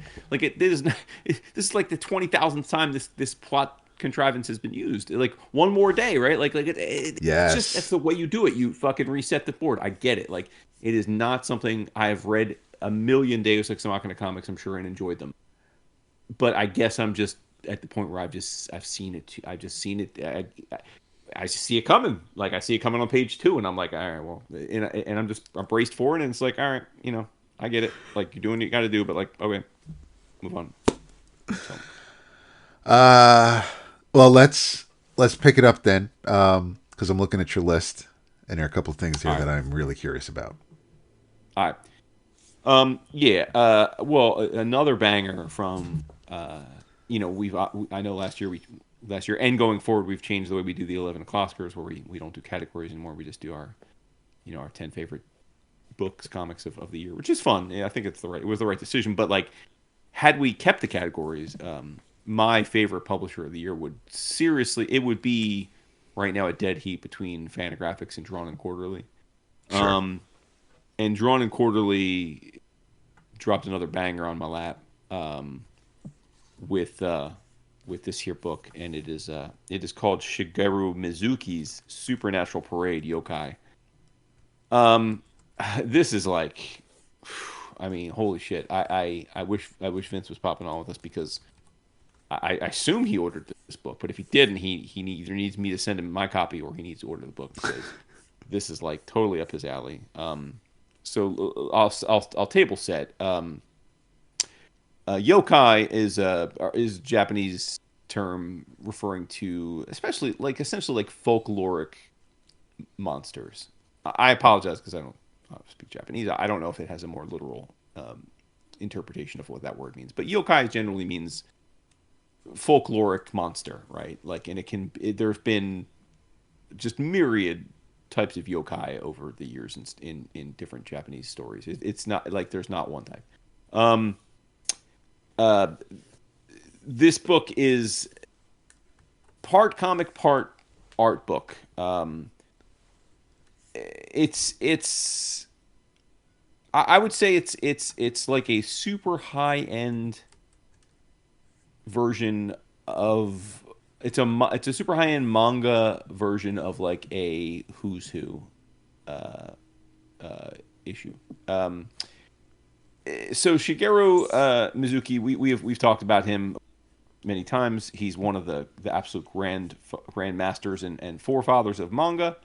Like, he's one of the OGs. He would probably be on a manga Mount Rushmore if he were to make it. He started making manga in 1960. He's passed away. He passed away at 93 years old a decade ago. So he was actually born in 1922. But Mizuki, a couple things about him. First of all, not only is he like one of the all-time greats as a mangaka, but dude did it all with one arm. He lost an arm, shit. I believe, in the World War. I think that's what happened. I should have looked. But he lost his arm, and so he is an accomplished illustrator and painter, all with one arm, which is incredible. But like I said, he was creating manga since 1960. We have talked about several of his works over the years. I know I spoke about Showa, A History of Japan, many years ago, Onward Towards Our Noble, Deaths is probably his most critically acclaimed work. I believe it was also a D&Q book from maybe a decade ago. That's great too. I think not I think, clearly his most famous and his most persistent and I'm sure profitable creation was Kitaro, which I should say is pertinent to what I'm going to talk about tonight, because Mizuki was obsessed with yokai, like not just as a creator. He loved the idea of ghosts and supernatural things, and in fact, um, in his free time, he was a ghost hunter. He literally traveled the world trying to find supernatural proof of supernatural, um, supernatural elements, shall we say, ghosts and other creatures. So he believed in it. He loved it. He was always in pursuit of that as a potential reality. So right up, Vince's spirit brother. Um, and like I said, I mean, Kitaro has been, in some form or fashion, been made into a bunch of different movies, a bunch of different anime series, a bunch of different volumes of the series that he's been involved with, or it's been handed off depending on the era. But yes, so very familiar with the gentleman and his work. So but this is a little different. This is because he loves yokai, and yokai are prominently featured in many of his career works. He did two books. There was another book that came out a few years ago, which was The Art of Shigeru Mizuki, which featured some yokai. But this is a companion piece to that. It's basically volume 2, I guess you could say, but a little more focused. As I said, it's called Yokai, and it is. There's a nice foreword where he talks about his career and also his passion for this kind of folklore. And then we get nearly 200 pages of effectively a like I said, like a who's who. It's an encyclopedic look at different yokai from Japanese history. And the way that D&Q formats this book is just phenomenal. It's a landscape hardcover. On the right side of each 2-page is a Mizuki painting, and his work is just stunning. And the painting is of the yokai in question. And then on the left-hand side, in very beautiful small print, like you would see, this evokes, like, if for those of you that go or have been to art museums, you'll see a painting, and then generally, like, in the corner near the painting, there will be a relatively nondescript sort of white framed square, right, with the name of the work and the artist and the year, and it'll have a little description of it, right? That's kind of how they set this book up. So right hand page is a beautiful painting by Mizuki of the yokai in question. Left hand page, taking up maybe about 20% of the visual space, is name of the yokai, and then a paragraph or two written by Mizuki about the yokai. And it's an absolutely breathtaking experience. It's so much fun to see all the different types of beasties that have existed, and seeing how he chooses to render each one. And he's not just drawing the beastie; like, he's drawing the beastie in a full-page painting, with a fully lush background, and it's it's a composed painting. It's not featuring the yokai. It's not just a single, like, commission style drawing of the yokai. And as you would expect with this kind of thing, like there are some crazy, batshit crazy fucking creatures. Like there are just, like, some are silly, some are petrifyingly scary looking, some are just weird. Like, there's one, and I'm gonna butcher these names, I'm sure, but there's one Hitotsu Mabiu, and it's like a white ghost-like creature, but then it's got this singular eye that looks like a cosmic eye, with, like, teeth around the eye, and then it's like a beam of light shoots out of it, and like there's the Nobiagari, which are these gigantic, like skyscraper-sized creatures that grow in size as you look at them, and the only way you can defeat them is basically to stop looking at them, but they're mesmerizing, and then they go away. There's one, oh shit, what's it called? It's the Shirime, and it's a dude in a trench coat, or like in the drawing, it's a painting, it's a dude in a trench coat, and he gets a passersby attention, and then he sheds the trench coat and bends over, and there's a gigantic like alien eyeball where his asshole should. Just like crazy stuff like that, man. And like again, there's monstrous ones. There's the Oni, and then there's ones that you're more familiar with, like Kitsune, right? The fox demon. Like there's Kitsune, which I'm sure most people are familiar with, and there's vampiric ones, and there's like cloud-like ones, and there's snake-like ones, and worm-like ones, and little baby cherubs with giant teeth, and you just go page by page, man, looking at these beautiful paintings, and then reading the caption that he writes about the creature, and what area of Japan they're from, and what stories or periods of time that they were most prominently featured in Japanese lore. It's just awesome, dude. It's so much. It's a couple hundred. Well, maybe it's 100. I guess it's like a 200-page book. So it's about 100 paintings of these beasts, and it's just incredible. Like one of my favorites is the Umibozu. They're basically like gigantic jellyfish-like creatures with huge eyes that float out of the water and take down entire pirate like frigates. And he draws it that way. It's just incredible. This is a book that works on so many levels. It works as an art book. If you just want or appreciate Mizuki's career and you want a book of some of his own personal favorite paintings he's ever done, buy it for that.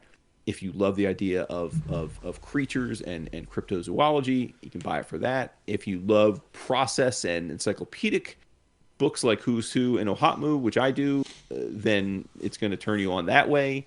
There's just a million ways to come at this, find appreciation for it, and I loved it because again, a few of these characters and creatures I've seen before in works, but most I had not been familiar with, and it was just both illuminating and visually stunning, and it's such a well produced book, and it just 5 thumbs up, because I'm going to be a yokai and have 5 thumbs.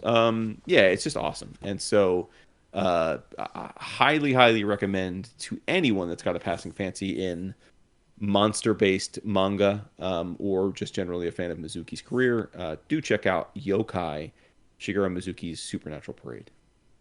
So, yeah. And I do believe you can get this from Arbu at Cheap Graphic Novels. I was checking out the Drawn and Quarterly's got some preview pages on their site. It looks amazing. Oh yeah.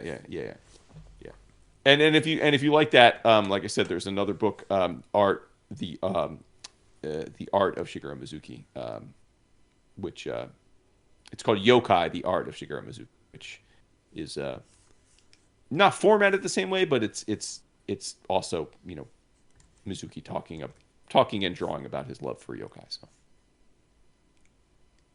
nice. Okay. Cool. Yeah, what else we got? I don't know what else you got.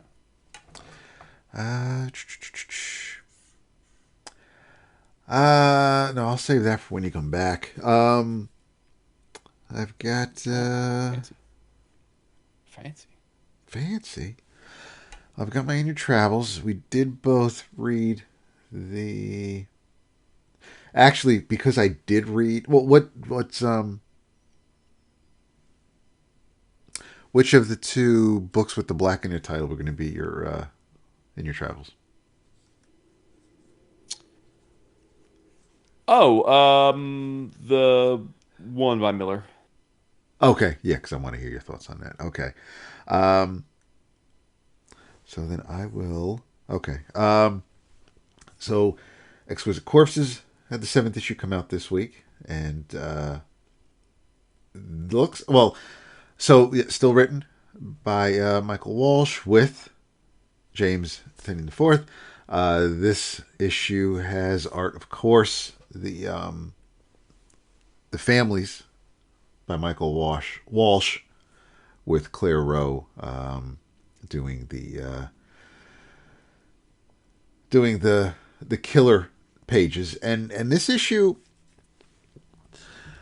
because the Games Master looks like he wants to maybe speed things along. This doesn't appear to be, at least what I can gather, and based on the reactions to some of the elders in the families,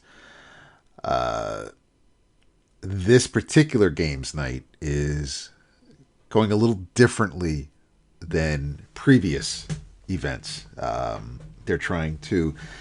I don't know if they feel that things were moving a little slow or just it wasn't exciting, but they are trying to. They're going to basically create a fire to kind of enclose everybody together and maybe make it a bigger spectacle than what it was and where it was headed organically. But I swear to God, I love the Fox. I've been a fan of the Fox even before we saw that phenomenal cosplay at Baltimore this year. Sure. I love this character, and we get a nice little fight with them at the cemetery. But this issue felt like it went by pretty quick. But I like that. I like that we're just things are settling to a degree. It's where it doesn't feel whether because we're whittling down some of the players in the game, and that's what was that's unique about this issue. The because of the events in the woods, and they lose the feed. The camera's cut out because of the actions of one of the killers, and because of that. And because that action also caused an explosion, and you don't know who may have been caught up. Well, we know who was near the area, but we don't know who the casualties may be. We don't get the obligatory breakdown of the brackets, the tournament brackets, to see who's still standing because the cameras went out, and they did a really neat effect with the bracket where it's overlaid with the static images from a TV screen from the camera cutting out. So you don't know who's still surviving, and who's going to fight for another day in the next issue. But this out of the 7 issues, this is one of my favorites so far, and I've enjoyed most of them. And while things may have been slow or just move things along in previous issues, I like this issue a lot, and it's weird because aside from an awesome fight and Meth Head Mike getting bullied, it's not like there's a lot to discuss with this issue because we've got Homegirl looking for her son, of course, and the EMT, the sheriff's niece, who's still trying to figure out what the hell's going on. We got Craig's boyfriend, who's still looking for Craig, who in the previous issue, with the Boy Scout with the fucking drone. We don't know really what happened with Craig yet. Hopefully he survived, but there are some killers in the woods at this little party. So yeah, it's and I don't know why people love touching the pyro, because she doesn't want to, like, she's made it abundantly clear she don't want to be touched, and motherfuckers still want to touch her. But yeah, I enjoyed this issue more than probably more than the previous issue, but I want to know who survived this issue, so we know who the hell's still in the bracket, still in the running. But even the family and the old woman who we met in the first issue, who brought the killer basically out of retirement. She threatens the games master and says that, you know, if her killer is taken off the board, while the cameras are down. She's not she's not going to take it easy on the games master, and apparently the people who do run the game, they don't stay in that position for long. She even says most games masters don't keep their jobs. So it's I don't know if that means that they just get killed off, or if but yeah, it's there's more questions. But yeah, I thought this was a good issue. Nice. By the way, I probably confused you. The thing in my travels isn't. I had just mislabeled it in the bullets. It's not black isn't in the name. You're right. It isn't. Jesus, thank you. Yeah. No, Okay.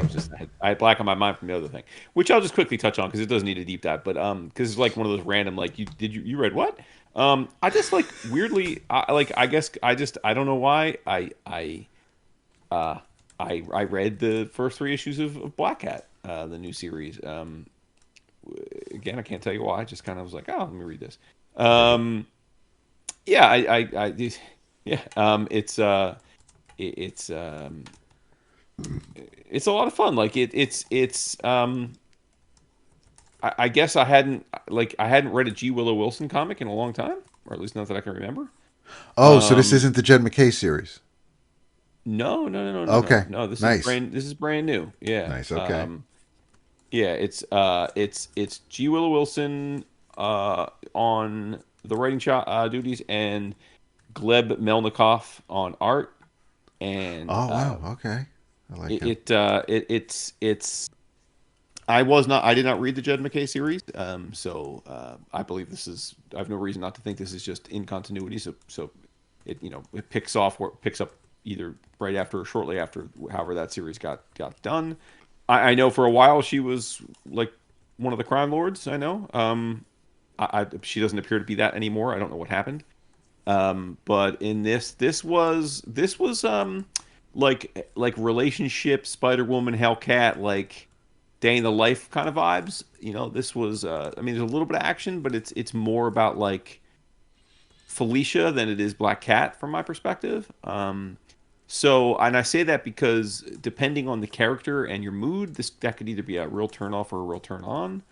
I think because I don't really have a lot of particular, here's that word again, expectations for a Black Cat comic, I was cool with the approach because I didn't like when I opened up the pages, I didn't know what I was going to get, so I didn't read and say, oh, there's not enough action. But I could totally get if you just expect your superhero comics to be action packed, that you might be like, well, this is kind of slow, because I would say in the first 3 issues you don't get a ton of action. You do get some, but not a ton.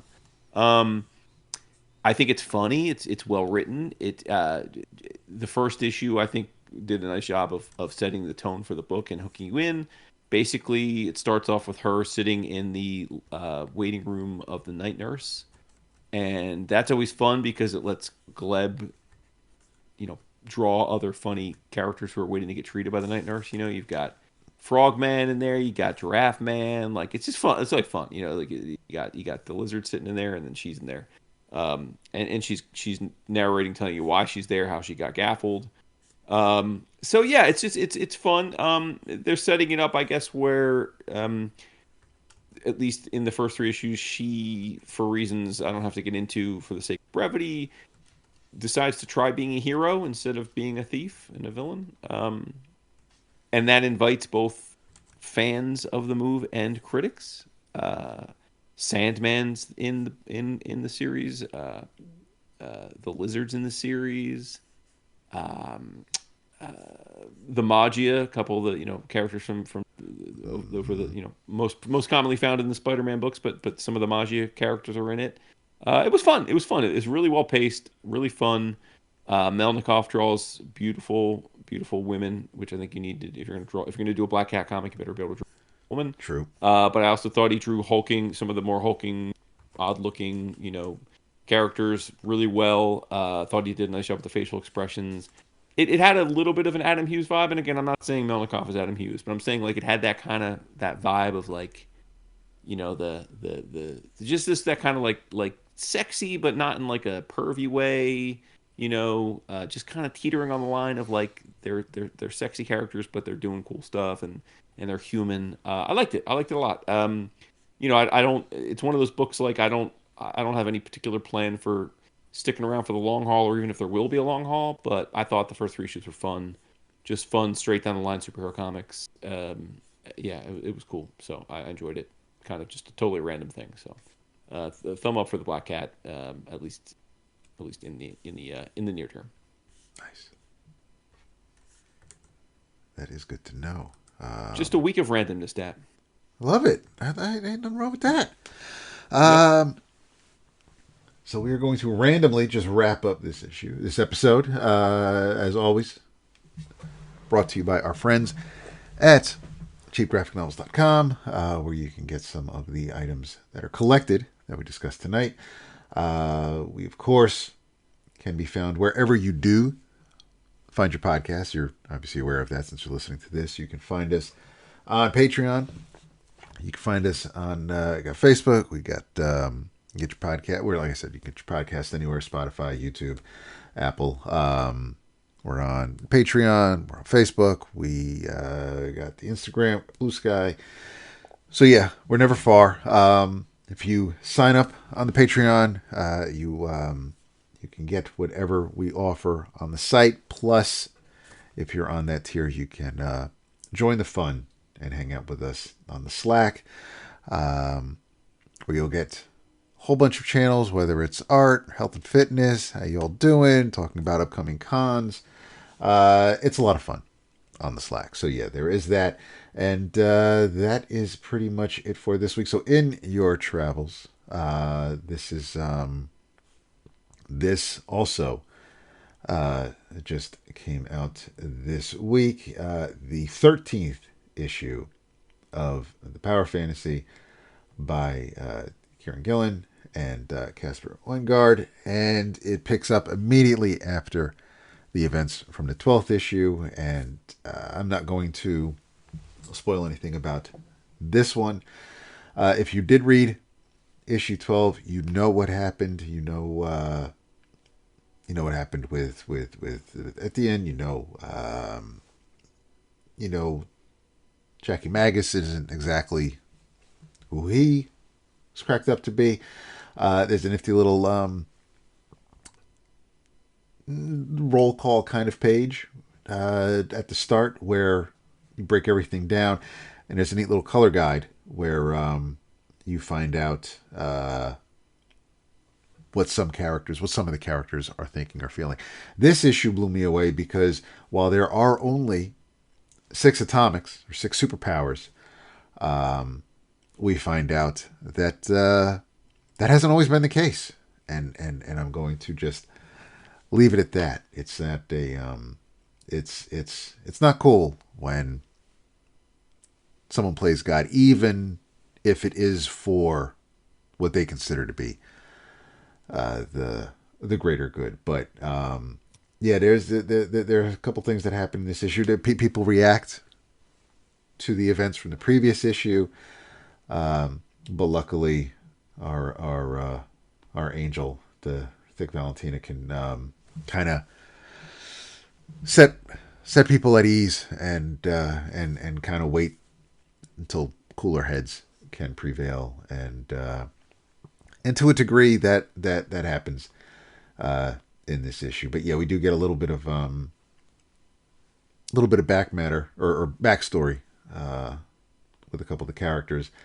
I do not know though where we're kind of going from here. I am really looking forward to issue 14. This continues to be one of those series that I miss it when they take a break. I'm elated when it comes back. It's a smart comic. It's well written, of course, but it doesn't really hold your hand and walk you through everything. You kind of have to pay attention, and I appreciate that.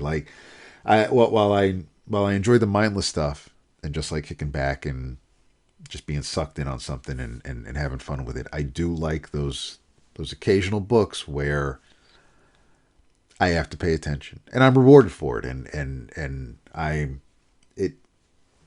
like at times needing to be reminded of something, or maybe forgetting about a thread that was pulled months ago, and then I have to go back and make sure that all the T's were crossed, and now I'm on the same page with everybody. So I highly recommend, if you haven't started it, we're probably, I think there's a second trade on the way if it hasn't already come out. But yeah, in your travels, the Power Fantasy from Kieron, from Casper, from Image, and I am really looking forward to the next one.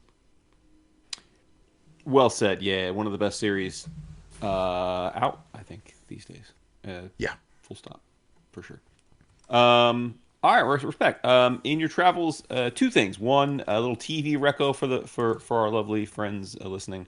I'm sure many of them have already checked this out, but Apple TV Pluribus. Nice. This is the long anticipated follow up by Vince Gilligan of Breaking Bad and Better Call Saul fame. This is his new show, starting his deal with Apple TV. It is a post-apocalyptic science fiction show, which you know is right up Woodrow's alley. Yes. And it is starring Rhea Seehorn, who she is the actress who played Kim Wexler on Better Call Saul. So yeah, Saul's better half. Yeah, exactly. In this show, she plays a best-selling author named Carol, and Carol is a romance novelist and very successful, like James Patterson level, like national bestseller, super rich, super successful, long into her career, and she's like a misanthrope. She does the meet and greets she has to. Her books sell tons. She makes money, but like she hates that she writes this these books. She pretty much hates everybody except for her wife. Like that's the only really person on the planet that she really loves. And this isn't spoilers. This is pretty much in the trailer, but like the premise of the show is that an alien virus infects all of humanity in pretty much like a matter of a day or a few days, and we become a hive mind. Like literally all 8 billion people on the planet become a hive mind. Wow. Save for like a couple dozen people, including of course Carol, and hijinks ensue. It is a fascinating show. It is super idiosyncratic. It's like nothing you've seen. I love orthogonal things. I want to read books and watch movies and watch TV shows that are giving me something I don't feel like I've seen before. Kind of gets back to our conversation earlier about how things feel too familiar these days. This fits that. Love every bit of it. Highly recommend it. Now as to the comics. In your travels, the thing that I accidentally put in our little list we keep for each other so we know what we read, I actually had it written in there as the Black Order. That is a Freudian slip. Of course, I'm talking about the Magic Order. Yes. I read Magic Order Volume 5, all 6 issues, 6-issue miniseries. Of course, Magic Order is written by Mark Miller. This volume, which I believe is the 2nd volume he's done. I think he did the 3rd? Either he did the 3rd or the 4th volume as well. But this volume is drawn by Matteo Buffagni, with colors by Giovanni Nero. Needless to say, this is volume 5, so there's a long history of these characters and the world of Magic Order that you're going to need to be familiar with to enjoy this. I would not recommend just picking up this volume after my inner travels and trying it out. You definitely want to have read everything for it. But yeah, this is basically Miller's just stealth doing a long form story in this world. I mean, basically he's done a 30-issue series called the Magic Order at this point, but he just keeps packaging them as miniseries. The world, for those that need a reminder, is pretty much an Earth like ours, only there is a very small subset of magic wielders who are both some are sworn to protect us, others are motivated by personal goals and evil and greed. And this series is basically this series has been a soap operatic look at all of these magic wielders and their relations to one another and their desire to defeat each other and kill each other and usurp power from each other.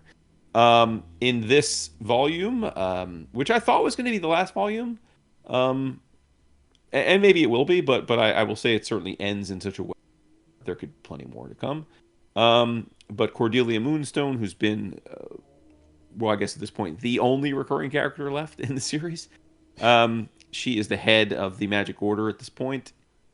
I believe, I guess, basically the only surviving member of the order as we came to know it in prior volumes.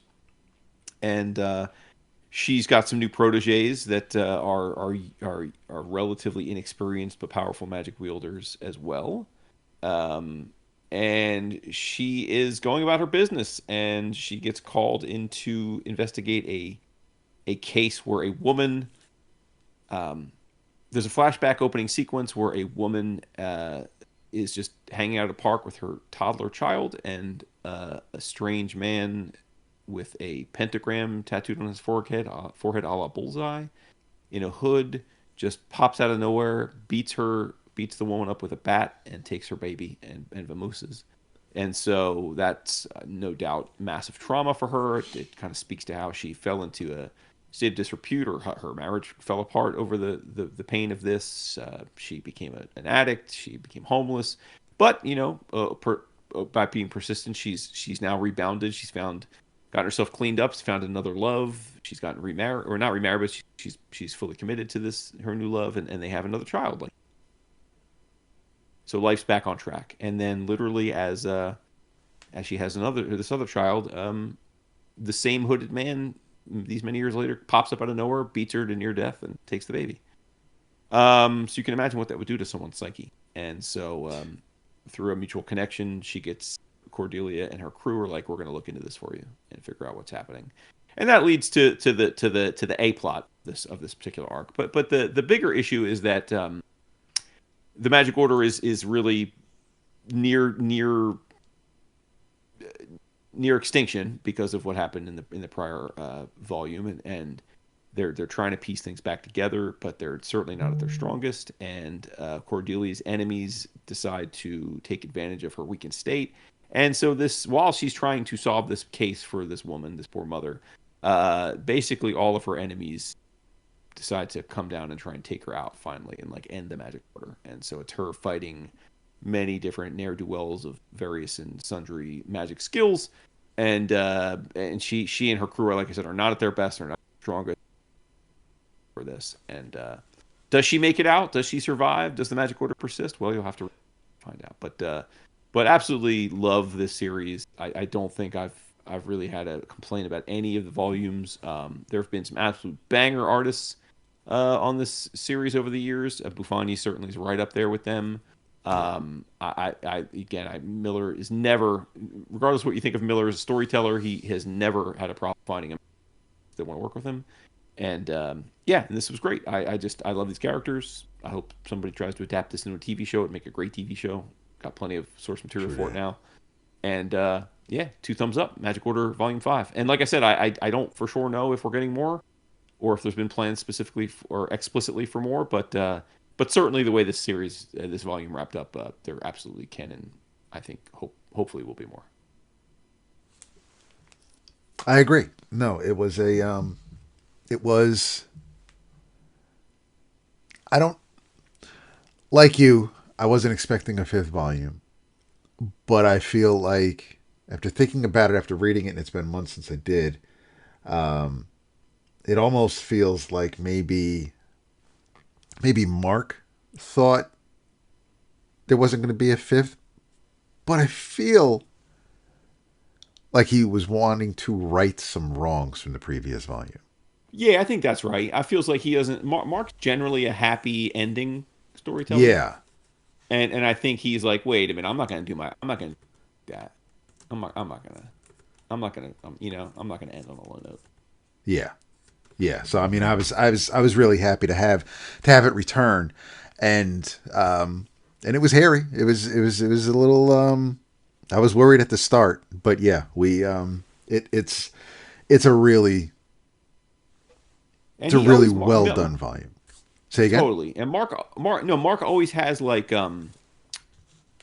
always has like 1 or 2 little like clever plot contrivances. He's not trying to write Citizen Kane. This is not he's very surface level, and I think he sticks to what he's good at. But there's always to me one or two little things he puts into the plot, like these aha moments, and I always think they're clever.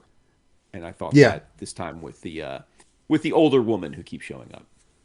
Yes. I thought, and again, it's not like shocking. You're not like when you're like, but it's just like, oh, that's fun. Like I just feel like he like just knows he knows how to like just throw a few little things into a story that otherwise feels a bit familiar to make you be like, oh, that's cool, that's clever, it's a little different. I don't know. I just think he's very good at telling straightforward, fun comics. I think, and yes, he is very formulaic, and yes, when you're reading a Mark Miller comic, but I like reading a Mark Miller comic. I know you do too. I'm saying, but like some people's mileage may vary. I'm not gonna. I know some people they just don't like it, and I think most of his comics, much like Azzarello, like you know what you're getting when you see his name on a comic. So like I understand if it's not for you, if you've read other Mark Miller comics and they're not for you, this probably isn't for you either. But if you like Mark Miller, you'll love this. I think. I agree. Yeah, and he strikes me as there's some writers who are just I have a story in my head, I need to get it out. And I don't care.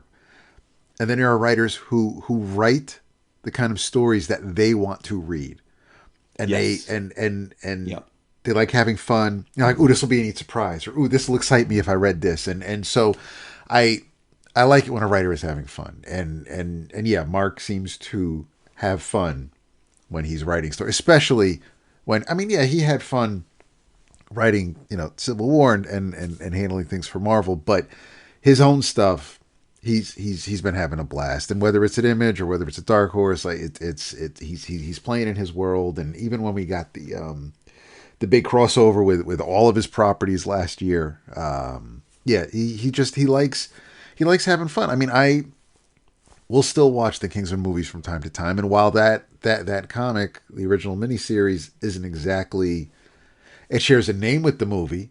They're not exactly. Yeah. It's not a direct source. It's so it is what it is. But yeah, even the Kingsman comics were fun. So I may not have. I didn't love Wanted, and there are a couple other things that I'm not. I don't really groove to. But I mean, lately, whether it was Huck or. Even when you read the Nemesis, but yeah, especially the Magic Order, things like that. I just, I look forward to seeing Mark's name on something because I'll check it out and generally have fun with it. So yeah, it's nice to see, and I'm glad. Yeah, I'm really glad you dug Magic Order 5. Absolutely, yeah. And to our lovely listeners, as Dap said, I will be away. Next week, I will be in Europe visiting our son who's been studying abroad. Very much looking forward to it. We have a fun 9 days planned. So, to you Americanos listening, happy Thanksgiving. I hope you have amazing times hanging out with the fam, eating great food. I hope if you're sitting around the Thanksgiving Day table, you all abide by the promise to not talk about religion or politics so that you all don't get in fights with your aunties and your unks. Dap, I hope you have a lovely. I'll talk to you. I hope you have a lovely holiday. I will be in Lisbon, Portugal on Thanksgiving, which is going to be interesting. So we'll not be having turkey and stuffing, I don't think. But I am really looking forward to hearing about that chef's table, though. Yes, I actually just confirmed it again, and it's costing me a small fortune. So yes, it is. Amazing. Yes, it is. So yeah. But no, it's going to be a blast. Yeah. No, well, yeah. I mean, we'll see. Maybe, I haven't decided on next week. I know it's Thanksgiving. I know we'll be recording earlier next week. If I was here, I would suggest we do a list of the things we're most grateful for in comics. But I'm not here, so. Yeah, that's true. That's something I could think about over the weekend. I was even toying with the idea of maybe. Letting the slackers know and sharing the link and maybe having doing like we did with episode 1000 and just having people stop by. We'll see. I don't know. We'll see. Yeah. No promises. We're just throwing things out there. I have a couple people I have to reach out to, but yeah, I will be back next week. We'll see who's with me, but we will hear from Jason when he returns, and all the reading he'll be doing on those plane rides. So we'll have Bro, I got 15 and a half hours of plane rides. No, more than that because we're flying to. No, that's wrong because we're also flying to Elizabeth. So I have about 20 hours of flights in the next 10 days. So yes, I will have plenty of reading to be done. Excellent. I wish those fucking Gundam books weren't goddamn like encyclopedia volumes. Bro, they arrived from our cheap graphic novels boo. They are massive. Like they are fucking like Encyclopedia Britannica books. They're humongous. They look humongous, and it kills me that you and I'm an hour away from you, and I think I might have ordered them if not that night, the following morning.